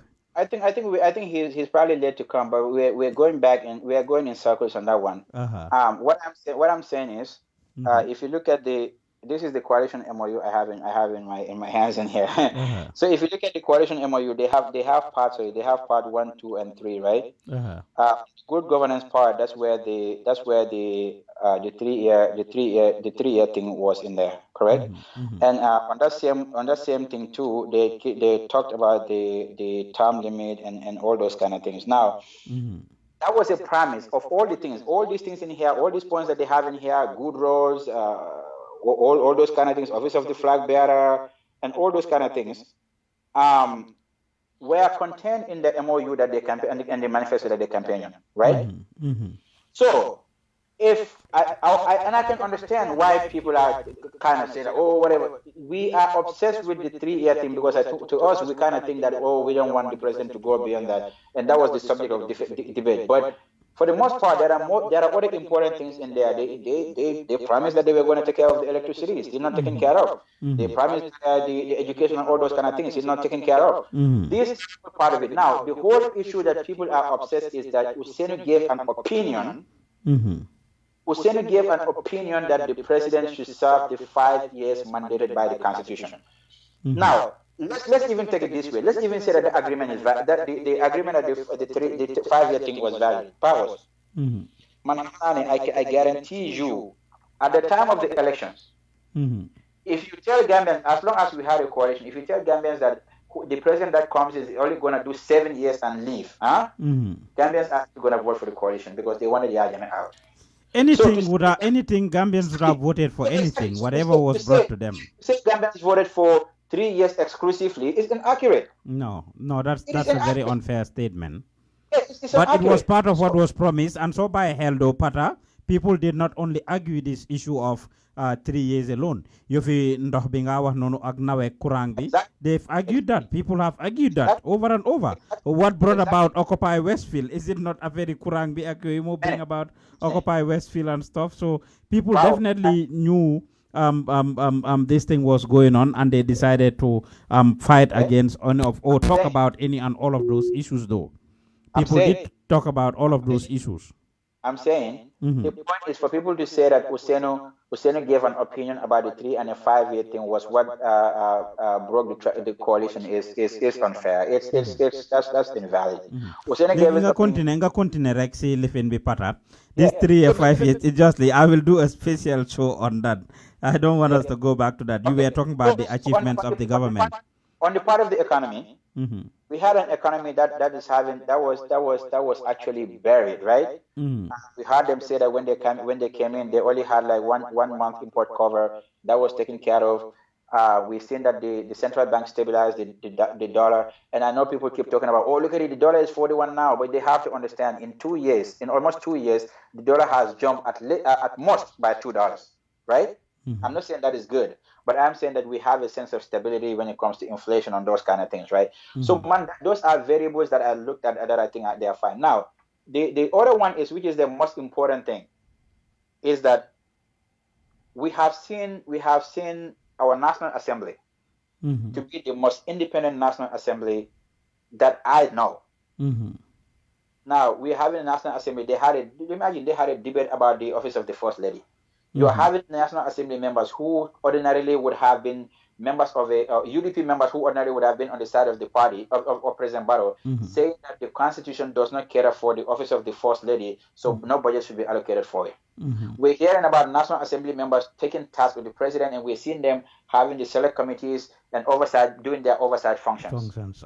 We are seeing the National Assembly members coming to telling us that, hey, the president wanted to do this, we are not accepting it. We're seeing the National Assembly all those kind of things. We have an independent National Assembly. That means we're having an administration, a government that is not even wanting to meddle his hand or dip his hands into any of this. This is why. When I lafite juso nyabula wulitan na momo, iko is not meddling. I lafite National Assembly, UDP National Assembly members juso nyabula wulitan na. That's what I'm saying. Lord Ameneda, I was so happy that Senator Jawara and other National Assembly members declined the money that the president, whether it was a bribe or whatever, which to me it was horrible. The optics were wrong. I was glad that they were independent enough to say that we are not going to take this from the president. So even whereas the president wants to do something, we have a National Assembly that can say, no, we are not doing this. I think that is a plus. But then how is the National Assembly, how is that the work of Barrow though? The people voted in the National Assembly members and the National Assembly members came in outright. This is the mistake. This is the mistake that we make as a people. When we are talking about the government, right? We need to be able to make a distinction between the branches of government. Yes. Now we can talk about the government exclusively, or if we want, or we can talk about the president if we want. No, but guess what? Guess what though? The National Assembly members knew this. They were very aware of it, and that's why when they came, one of the first bills that they brought was to actually change that, to make sure that if they were fired from their parties, that would not take away their seats. Okay, so they wanted to protect themselves. So even that's why with Sana doing what he did, or Madi Sise coming to talk about what you call Simlex and all of these things, UDP cannot do anything to. If UDP fires them, that doesn't mean they are going to lose their seats. So those people are already protected by law.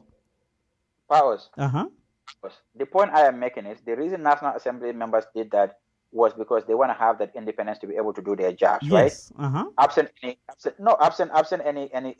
influence. Now, the reason what I'm telling you is when we talk about the government is not, when you want us to talk about the government, we can do that. But if you also want to talk about the president exclusively, we can do that. But let us divide the two. The president leads is a government, right? So obviously it will be hard for us to divorce the president from what the government does, right? But if we're looking at the government as a whole and what they have done, we have to look at the National Assembly because they are part of government. The judiciary is a part of it, and the executive is a part of it. Yes.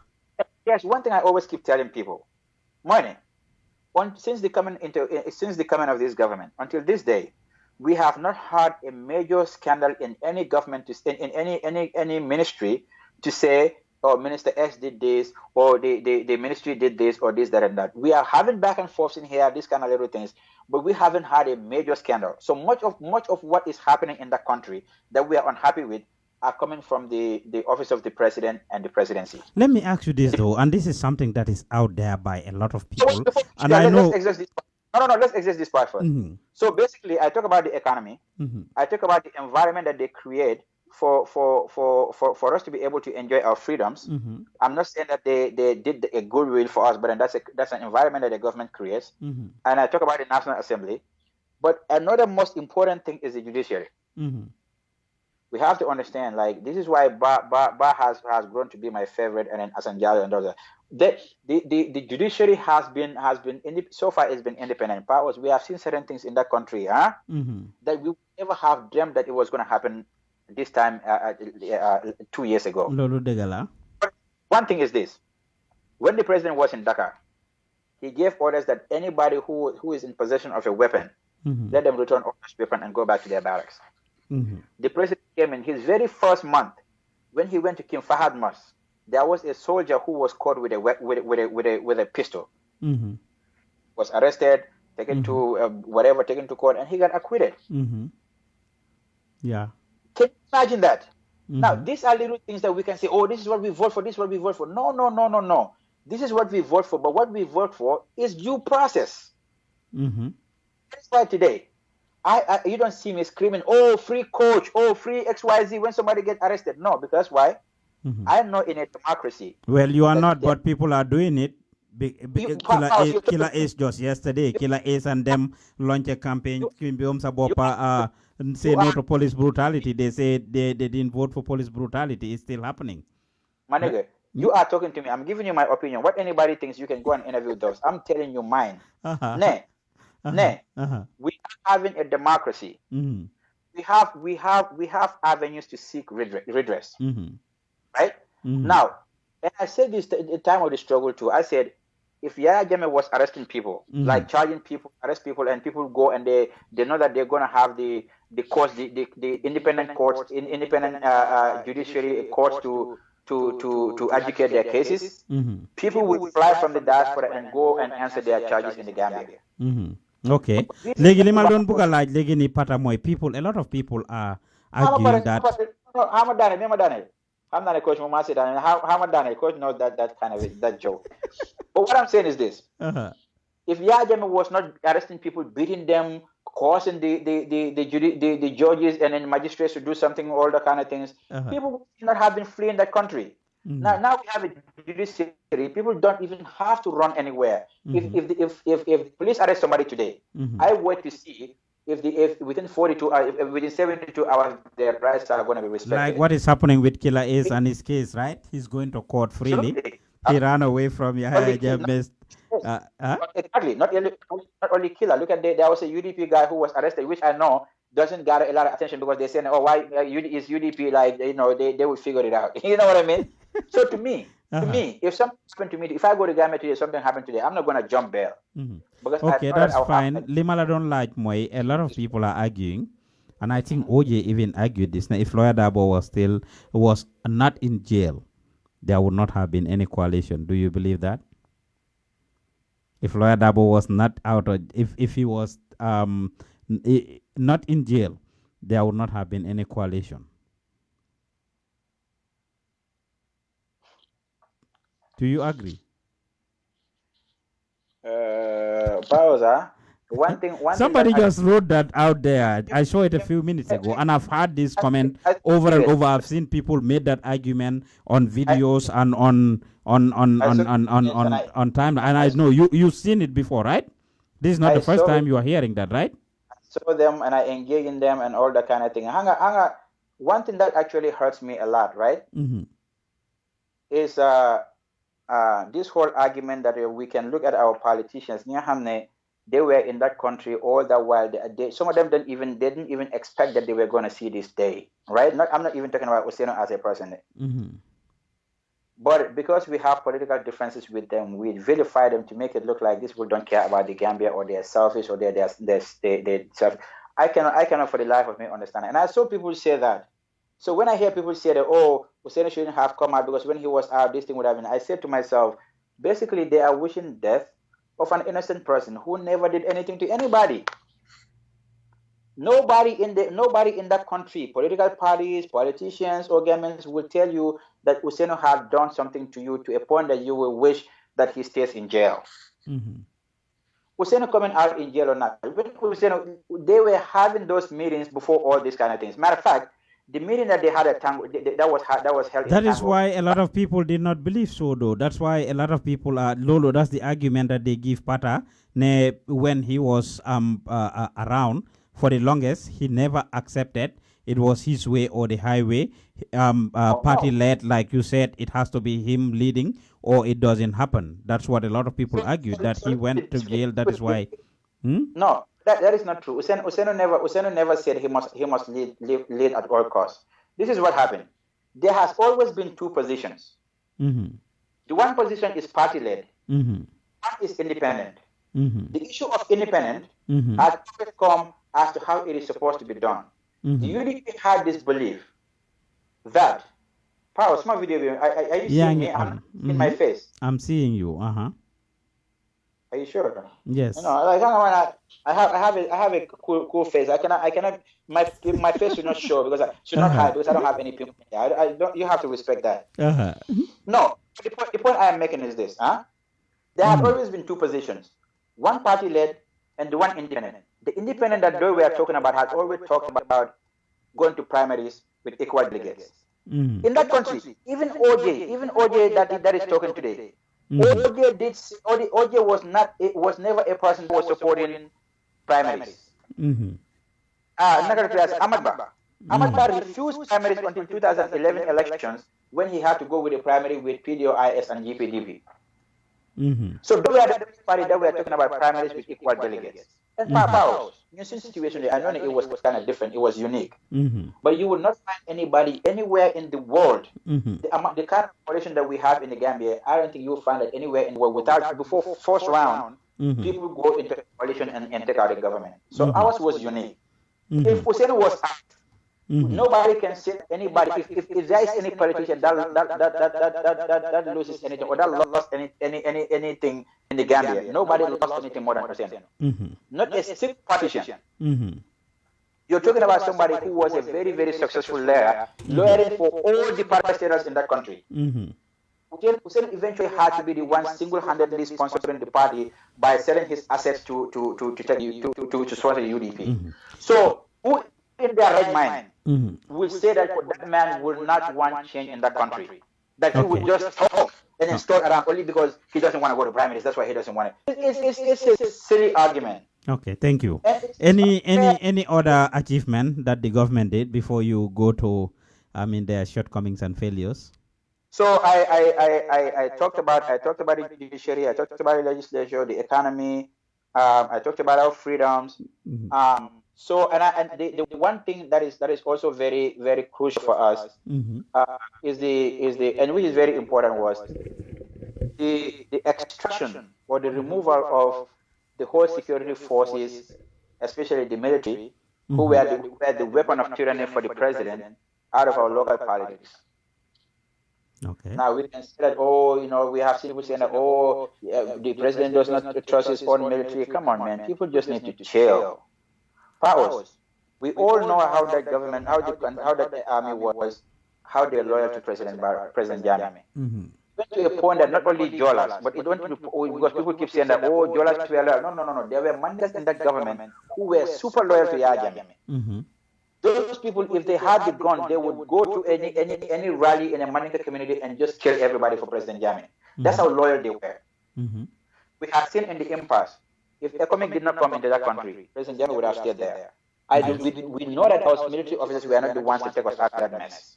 Right? And I listened to Usman Baji saying that Sam Sar and others were saying, and I heard this on a lot of online radios, that, Gambia did not have a lot of military, Fajara barracks. They only have 1,000 in the army. They didn't have equipment. Usman Baji said that's the biggest mistake that we can make. That Gambia has equipment, like he said, in the whole, not sub-region, but the whole of Africa. Yaya Jammeh had equipped the military and had sent people on training. Gambia has weapons. Now, the thing is, what Yaya Jammeh did was he was smart with the fact that he had to de-weaponize a lot of the places where he thought he doesn't have grip on. For example, if you go to Fajara Barracks, you probably would not have heavy weaponry in there. If you go to Yundum, you probably wouldn't have heavy weaponry if you go to Farafenni. But if you go to Kanilai and the State House, you will have weapons in there. So even whereas Yundum and Fajara Barracks wanted to do something, they would have been massacred and killed. So those our military, and this is what it is. Usman Baji was breaking it down. The former CDS was breaking it down. How much of these heavy weapons we have, all these tankers and different type of machine guns and things that can even bring airplanes down, fighter jets. He say they have not 1, 2, or 3 of those. They have multiple of those. He said Gambia has weapons in the whole of Africa. For goodness, he said not even West Africa, the sub-region, but the whole of Africa. Ninyufa challenge Dubari known when it came to weapon. Yaya Jammeh invested heavily in that. So it would definitely have been a bloody thing. So if economic did not come to that place, Yaya Jammeh would have been there. Let's not even play with that. Now, but here is one thing. Even when economic were there, right? We have seen the people that the military officers that are going through treason trial right now, right? The court martial. These are the people who formed a WhatsApp group, and their charges are that in some of their WhatsApp statement they had planned to target some coalition members or government officials and eliminate them. These are people who knew there is no way that they would succeed in any coup d'etat in that country, right? But they are willing to take the risk to eliminate some other people. Now, that was just only a group of, 11, 15 or whatever people, right? Imagine how many more people in that country were having that kind of belief. If economic were not there, those things they could have easily gone with that. The Gambia would not be able to contain the military. A lot of the followers of Yaya Jammeh were very comfortable and did not expect this, so they were caught by surprise and were shocked. And as a result, they were in denial and were willing to do. We had people who were defiant and were really ready to do a lot of things until this minute, I think, is when the reality is dawning on them, right? Of course. So the thing is, I'm not saying that economics should be in the Gambia for forever. Of course, we know that's not going to be possible, right? Mm-hmm. But I think those who are doing the assessment, the National Security Council, the military, and all the security chiefs that are in the security reform they just need to speed up the reforms a little bit. So some of the things that they feel needed to be under control of the Gambia Army can go under the control of it. So gradually, economic can withdraw, and the military will be able to, or the security establishments will be able to have take over the ownership of the security of the country or something like that. But I am not in a haste for them to leave. I think I will leave expert opinions of the security officers. Fine. What are some of the failures of the government? One is I believe that justice is delayed. That's major. That's very major for me. I have always one thing is like, again, you can go. And if it is delayed, it is denied. Well, I'm not going to say denied yet, but it's delayed. Now, the thing is, even when Yaya Jammeh was there, when the coalition document came out, the first thing that I had a problem with was the issue of TRRC, like the whole issue of national reconciliation, for a couple of reasons. You don't think it's a good idea?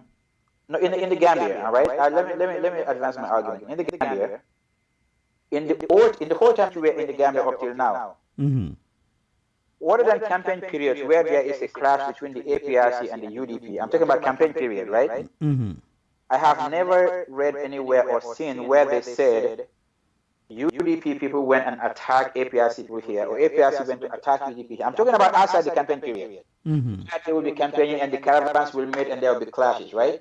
There was never a time to say that, oh, here is a UDP guy went and stabbed a APRC guy, or Doi guy went and stabbed a GMC guy, or NRP guy went and stabbed a PP guy, right?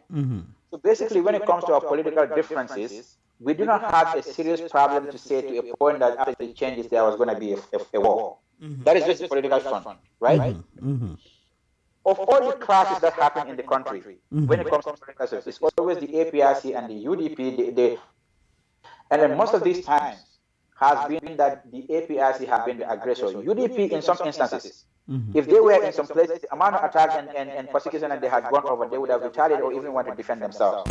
But even when things were tough, Hussein was standing on the political platform to tell people, let nobody insult or do anything. We have the courts to go to.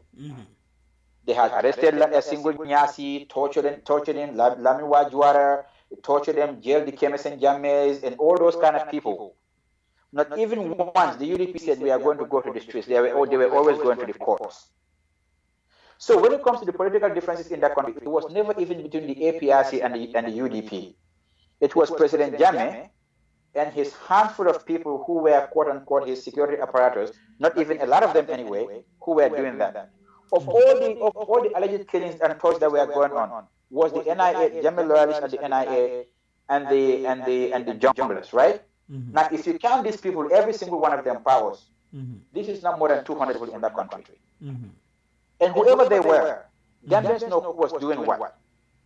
So I do not think there was a need for reconciliation to say communities were not fighting, people were not killing each other's parents. There was no political violence in that country in the history of the 22 years, other than the clashes that they have on campaigns. How about now? No, I'm still giving my reason for TRRC. I thought after the fall of Jammeh, what the Gambia could have done is to pursue justice by prosecuting people who had committed these crimes.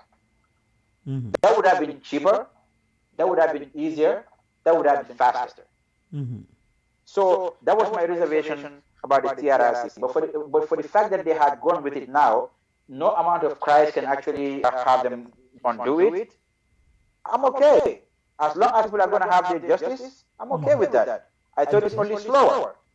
Again, again, Mm-hmm. the issue with the government and the side of justice is that there are people that are victims of the Gambian state. We can say that Yajame was the one torturing people or giving orders to torture. But Yajame was the president of the Gambia, so it was these victims were victims of the Gambian state. That's right. So the state should have the and laws were used to a great extent. Laws of the land were used to actually punish them. Yes. So the state should have used their resources to be able to treat these people and give them the necessary medical attention that they want. So I think the government is dropping the ball heavily on that part. Okay, fair enough. That is, now, the second part is that the whole issue of governance, for example, I am not happy with seeing, I'm not saying that supporters of the APRC, I don't have a problem with those. If you're a civil servant, you were voting for APRC or you were supporting the APRC, that's fine. You need to keep your job. What I have a problem with is decision-making positions. We are seeing in the commissions people who were only given handwritten notes to go to the central bank and withdraw funds, go to the bank and withdraw funds, or they were just doing stuff because they say, "Oh, I just got an order." Those people, I believe that the president should not have had those people anywhere nearer to decision-making positions. You're talking about the Mamburenjais, the Ablai Bojangs, and all these. Yes, all of those. They say Omar Faiz and all of those people, there right? There is a the problem. Tangaras. There is a problem with their judgment and decision-making ability, because chances are that if at the time they were able to do that with the Ajame, equal chances exist that if Barrow turns them to go, ask them to go and do something, they would have done the same thing for fear of losing their jobs. Well, Barrow did say that he actually thought those people could be in the commission and everything, but they have not been proven guilty. They are not guilty of anything. They are just been investigated. That if the reports are to come out and they show otherwise, then action will be taken. I understand the whole issue of innocence until proven guilty. I'm not indicting or prosecuting these people, right? I'm not prosecuting them. What I'm saying is that if you have a country, you cannot tell me, you look around to say that Mambure is the only person who can run that economy. I'm a senator turn it around. Yaay wax lolu yow xana du yow la fi fi Fatmata Tamba Jang ci gannaaw and the same argument la jox di ne la Fatmata Tamba Jang the only one person who could have run the position of the vice presidency. So why are you bringing this issue that Mambure is the only one who could run the finance ministry? We are talking about people who had a hand in breaking down the system we are trying to fix. I'm arguing on context. Finance ministry was not. Yeah, but working for Yaya Jammeh didn't mean you probably did something wrong. And you think Barrow will just hire, for example, Tangara, just because he wanted to hire Tangara? Bro, I'm saying,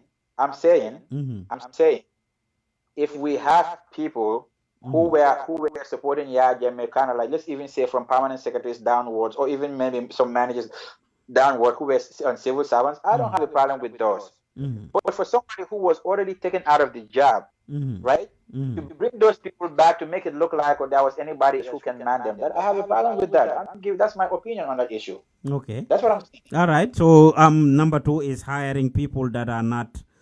You have a problem with justice being delayed. Number 2, another failure or shortcoming is them hiring Yaya Jammeh top dogs who work for Yaya Jammeh to be in the system still. If they want to appoint some of them, I get it. But you cannot have somebody who was in a ministry and we're seeing certain decisions taken, and you have those people go back to those ministries again. And even with the case of Ablai Bojang, the speaker, if the speaker was able to preside over the ability to even extend or declare national emergency and stuff like that. And I heard Mr. Dabo's argument. His argument was that people have complained that the government was not inclusive and then there were no Jolas here and there and Ablai Bojan needs to come in. I think that was a weak argument. I thought that was a weak argument. They could have found somebody else. They didn't have to be Jola or whatever. Even if it's going to be Jola, it could have been anybody but Ablai Bojan. So I have a serious reservation with those. I do. Okay. Okay. What is another shortcoming? The other shortcoming is that I think the government is very indecisive. We have seen a lot of, especially the presidency, right? We have seen a lot of things that are happening that they do something, people talk about it, the next day they withdraw that thing. Now, you can see that to be that they are a listening government, they listen to people, but you can also tend to see that they probably don't have the spine to be able to make tough decisions and aggressive decisions and stand by them. When you do that, that actually gives people the lack of. But the government is led by Adama Barrow, President Adama Barrow, seconded by his running mate, we will call it, is Lawyer Dabo, who is the vice president currently. So are you saying that Lawyer Dabo and Adama Barrow don't have the capacity, they are not strong enough? I'm saying the government, especially in the decisions of the president that has to, the executive decisions that have to be given from the president and have to be reconsidered a little later, they need to slow down on those. That actually dampens public confidence. Okay, but then that's why we have them. If Barrow doesn't have the capacity, or as Dr. Cisse puts it, the intellectual pedigree, the intellectual pedigree, Lawyer Dabo is seasoned, is a seasoned politician. He is old and has a lot of experience. Don't he have a responsibility to advise and guide him? Of course. That's the whole position of a cabinet. What the cabinet does is to advise. Cabinet does that. I am not. But then you are putting the blame on the presidency. Would you say the whole government? Are you saying the whole government or the presidency only? When you look at the government, most of the decisions that come from these ministries and get reversed are not a lot, right? From what I have observed, majority of what we had seen is coming from the office of the president. For example, the president will say something, and then Bojan will announce it, or somebody will announce it. Then moments later, they reverse it. I am that to say, or they will have, or information minister will say this. Bojan say something else. Yes, those things they dampen public confidence. I'm saying that is a shortcoming that I think they should be able to work on. Okay. Lately, they have improved on that, though, in their defense, because they started having these ministerial press conferences that are led by actually the Minister of Information, Ibrahim Asila, and you can see they are going around different ministries to actually host press conferences to talk. So they are trying to be on the same page now by improving communication, and several ministries have done so, from tourism to environment to justice and all of them. So I think that's a step in the right direction. They are listening. What else is another shortcoming that you would want to see change? By the way, people that are watching and listening, or that joined us, you are listening to the Fasa Faso on the Gambian Talents TV. Pata PJ Seidikan is my guest, and this is Pa Usman Juf. What other shortcoming do you or have you noticed with the government of President Adama Barrow? A major thing is, because I had said some things that had to do with the economy too. Their shortcoming in that is they needed to slow down on contracting loans. I understand there was a time that it was needed, and a lot of Gambians would say, "Oh, look at it, the amount of money that is coming into the Gambia. Where is it going?" Everybody knows that they are not going into the pockets. But majority of the money, the support that is coming from EU and all that, we're going towards strengthening the economy in what we call budgetary support, right? So I think they need to be careful the amount of loans they contract. Now, for example, initially the president was so obsessed with this energy issue. Now it. They were signing contracts left and right. To me, I can understand why he was doing that, because people needed it. But then all those kind of things needed to slow down, because usually when you're so obsessed with that, all you want is let the money just come. You don't care how it comes in. So in that, they not only the energy sector. So a lot of these loans that they contract, they need to slow down on those, because I don't think the Gambia can afford any more debt. So they need to slow on that on the part of the economy too. Okay. What else? Basically, there. What is your take on the spending? I mean, all these travel expenses that came out that were revealed at the National Assembly, the 200 and something million that they are spending on per diem and travel expenses. What's your take on that? That's okay? Powers, we have another issue in here, right? A lot of us we look at the figures and then we don't even understand what they were. Because I saw when the thing come out from the office of the, oh my God, the office of the president, they had $250,000 on 116 something million. On traveling the president. But what people are failing to understand is even in the budget, when you look at the budgetary allocation for office of the president, right? People tend to understand that is just for the four walls of President Barrow's office. So they'll say, oh my God, look at the president's office. What are they going to do with like 750 million, blah, blah, blah. Not understanding that the PMO is under the office of the president. The office of the vice president is under the office of the president. There are over at least 17 government agencies that are under the office of the president. The governors and all those kind of things, all their things are under the office of the president. So basically, when you look at the budgetary allocation for office of the president, unless anybody looks to look at the breakdown of what every agency is allocated for, we would be thinking that President Barrow has $750 million or 1 billion sitting in his pocket just for himself. Now, this goes for the travels. So, because of the agencies that I mentioned that are under the office of the president, when there are travels and the budget comes, their travel budgets are going to come under the office of the president. I am not in any way excusing to say that that amount of money was justified. I think what President Barrow or what the government needs to do is some of these travels. They need to understand. They need to limit the amount of people, the number of people who go on these travels, right? You can have like if the president is traveling somewhere, let him go with just maybe like a corporate staff, like 10, 11 people, but there's no need 20, 30, 40, 50 people going with them. If the minister is traveling, there's no need the minister going with his permanent secretary and then director, all those kind of things. They can cut down on those. Maybe the frequency of the travels too. I think they need to quarter on some of those things too. Now, when it comes to expenditure, people have to understand governments make money, they generate revenue to expense them, to spend them. Now, how we spend these things is what we need to look at. But when you look at just money as a whole, to say, oh, look at them, the government spent 500 million on travels in 2017.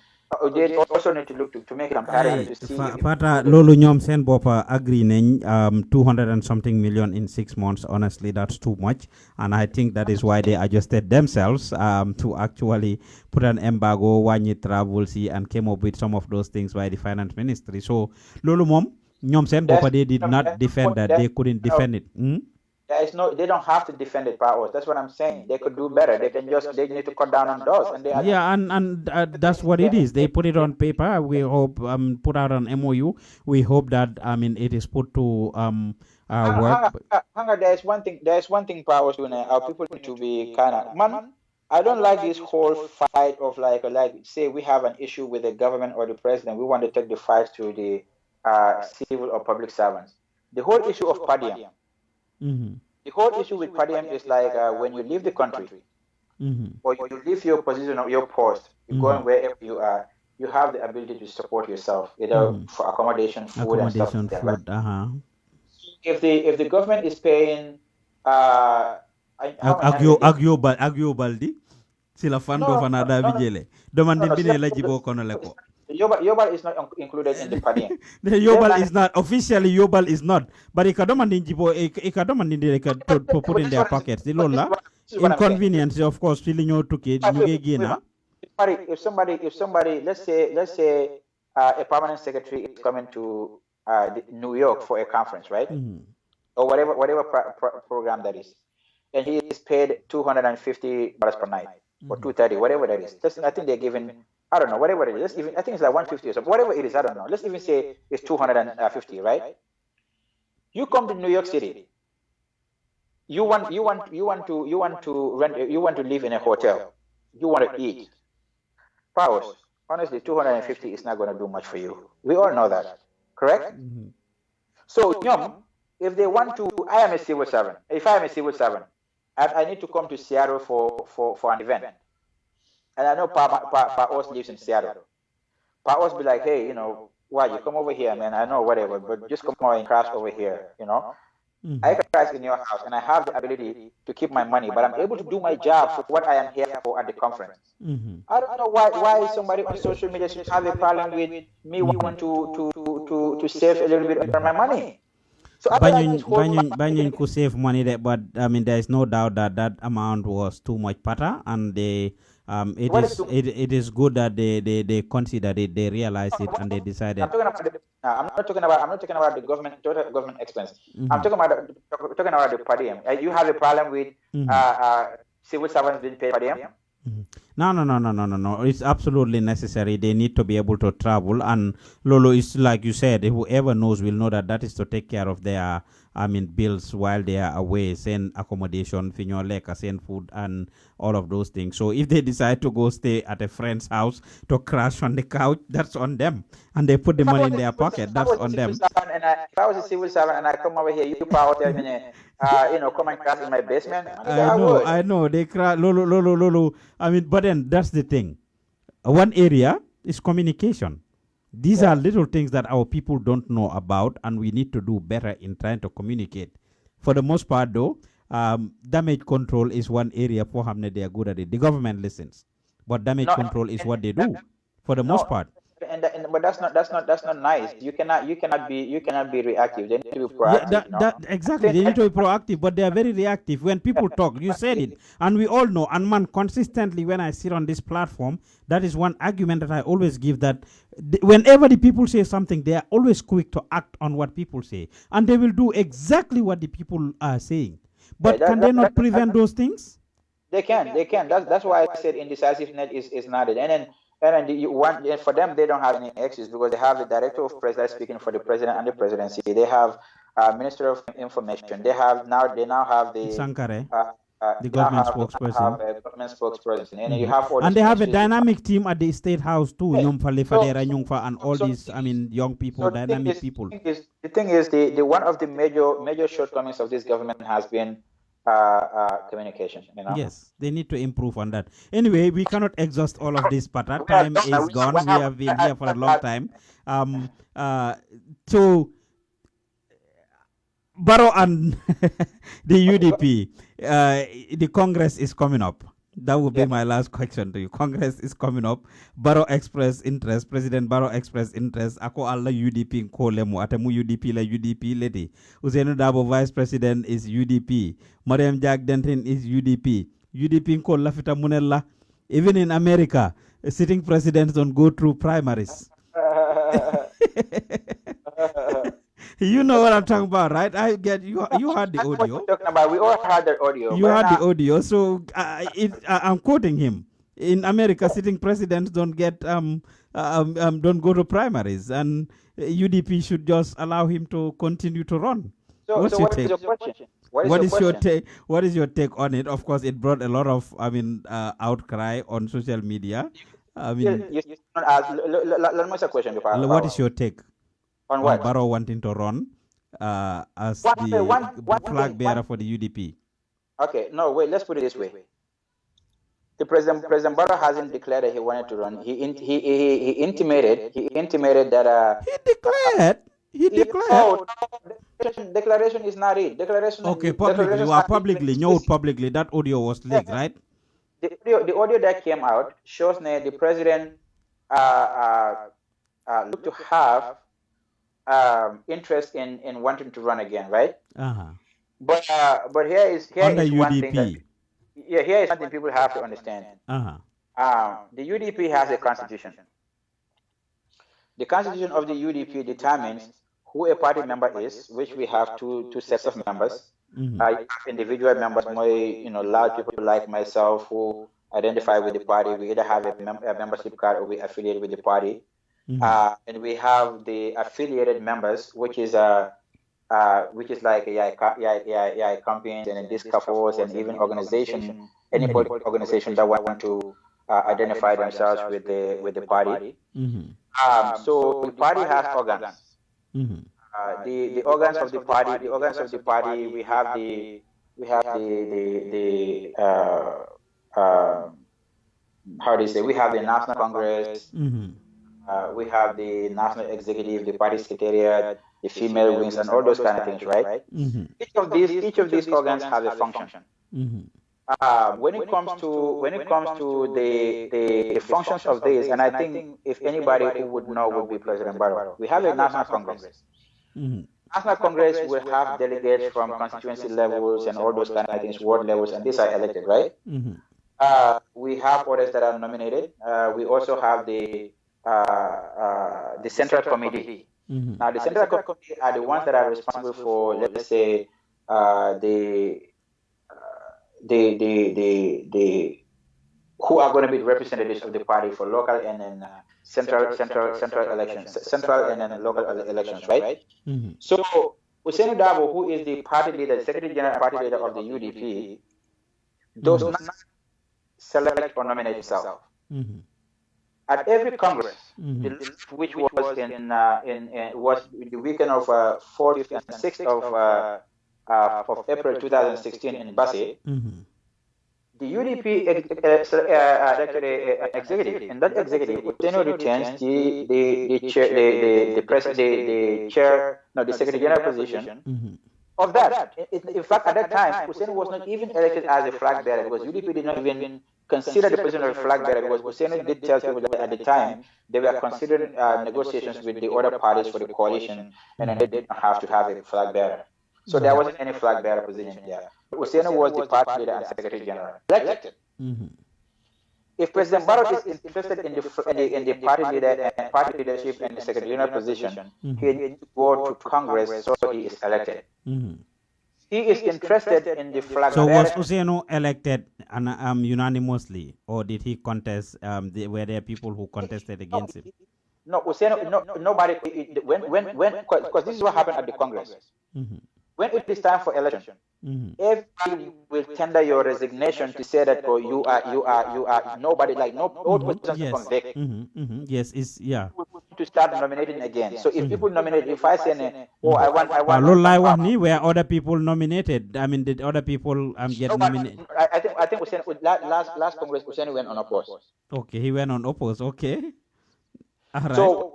So Usain's position was that, and I think the same position was for, I'm not sure about Ajam Sek's position, but in most of these positions, some of those positions actually went unopposed. The position of a treasurer, which was Ahmad Sane, who was in prison at the time, went unopposed. So those were there. Basically, what I'm saying is, if President Barrow wants any executive position in the UDP, including the Secretary General and the leadership party position, he needs to go to Congress for him to be elected. Now, if it has to be the position of a flag bearer, the Central Committee will do that. President Barrow will have to show interest, and then those people will go and do the modalities and do the elections again, like President Barrow was able to win the primary election when he was showed interest in 2016. So this whole thing is a no-go here and there. It's neither Usainu, no Adama or Patas Sedikan, whatever. If we want, or any of us, if we want to be flag bearer of the UDP, we have to go through the process. That's what. But then why is it an issue though? Because if Barrow is saying that, then he wants to take basically Usainu's position, because there is a great chance and likelihood that if they were to go back to Congress, Usainu will still remain as the Secretary General. I think that is a shortcoming for the president, because the Congress is an IEC mandated. It's an the Elections Amendment Act 2015 mandated that all political parties have a congress every 2 years. So the deadline for this Congress for the UDP and most of these parties is December 31st. GMC did their Congress. UDP are doing theirs in December, and I think those two are doing theirs in December. So, I think is a misunderstanding for the president, or perhaps lack of knowledge, to know that Congress would you say he's just getting comfortable? The power is good, State House is nice, and he has a lot of influence, and he wants to keep that. Presidency is nice. I guess he was a little too comfortable and a little too ambitious to jump into that. But then I think but he's already there, and he's Moses that's taking us to the promised land, as Dabo had put it. So if he's doing good, why can Dabo just step down and have him to run again to take? This is the mistake everybody is doing. Look, here is a fact. Usainu was elected to serve as the leader. Matter of fact, here is a misconception that people need to understand. The UDP executive, right? The national executive and the central committee, right? They are elected into a term of 2 years. is, and you have 2 terms. But your second term, you can rerun again. So basically, people say that there are no term limits, there are term limits, but it doesn't have the ability for them to run, right? Mr. Dabo was elected in a Congress for a term of 2 years. That 2 years is expiring in December. In December, Hussein is going to have the position vacant. If he is interested again and people nominate him, he will go. If anybody, but some people are arguing that Usainu has been there as long as Yahya Jammeh have been there for so long, 20 years, 20 years. I mean, some people are saying that, okay, that's also dictatorship. He should be able to, I mean, let other young cats, I mean, young blood to come and take charge or take over. Look, how is that a problem? Did you see, Yangi's guy sent, in the United States in here, Yangi's sent Congress with you. Nancy Pelosi is like, Nancy Pelosi can be Usain. Yeah, we're talking about Congress. We're talking about the president here. Congress, America, Congress, Lola, but then the presidency, executive. Congress don't have the same power. They are very powerful. I mean, no doubt. But the president has executive powers to do a lot of things. More powerful, new so it's too different. America president 2 terms, talk of 4 years each. Is Usainu Dabo a president of the Gambia? No, he wasn't president, but nobody argue okay, him being in UDP for 20 years, not your young blood, poor guy take over. You see, this is what the hypocrisy of Gambians is, right? In the Gambia. And no, let me give an example. Yahya Jammeh Barrow when Yahya Jammeh was conceding defeat, he told Barrow, that's why they are not calling you old pa. How old are you? 1965. Oh, that's why they are not calling you old pa, right? So let me give you this, right? Gambians have this double standard, and that translates to serious hypocrisy that I cannot understand. Like what? One is this. We want to emulate the democracy in the West. Oh, you bring up West. You are the one that brought up the West. Yeah. Remember Daniel. We are saying that we need to emulate the democracy in the West, right? To say, oh, this is not happening in America, this cannot happen in the UK, blah, blah, blah. But when it comes to certain things that are happening in there, when we want to transfer that to the Gambia, we keep saying, oh, no, Gambia is not the UK. In a democratic sense, President Trump is older than Usainu. Mandela, when he was becoming president, was older than Usainu. How do you call this lady? The president of Nigeria is older than Usainu. We are seeing all these things, all these places. Abdullah Wade was older than Usainu. No.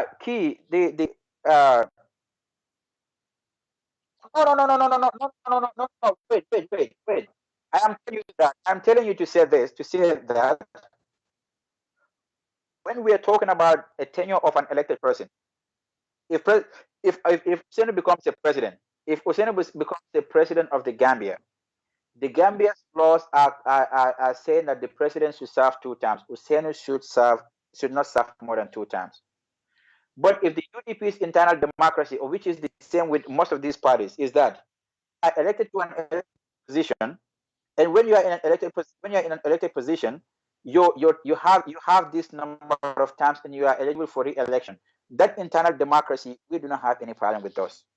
People should be. That is nothing. And now, but let's even put it this way: they're talking about UDP has old people. Let old people step aside, right? Your young ages, the National Assembly elections. They say, oh, not too young to run. We had that one. That went past. We came to the mayoral elections.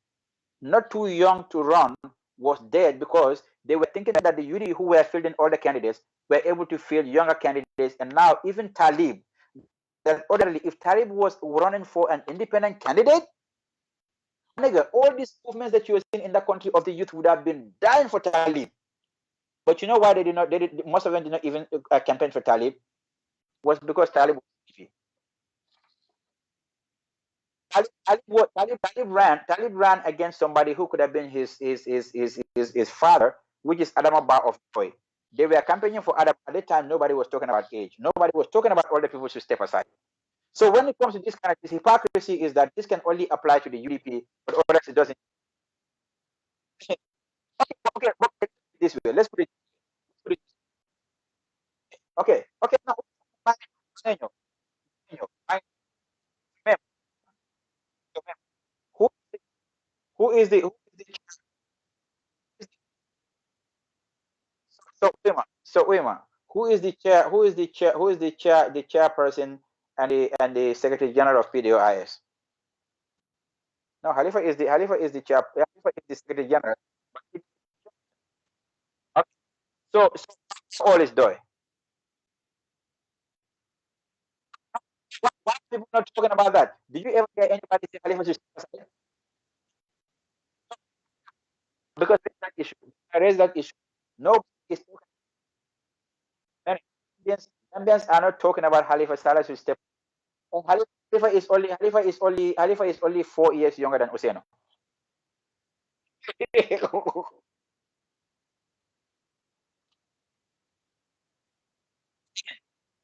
Again, okay. Before, but of course, you never heard that anywhere on social media or anywhere to see an.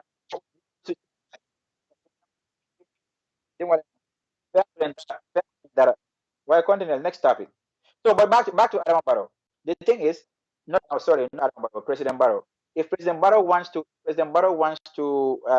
be the flag bearer of the United Democratic Party, he needs to go through the same process like everybody else, and he needs to have people vote for him.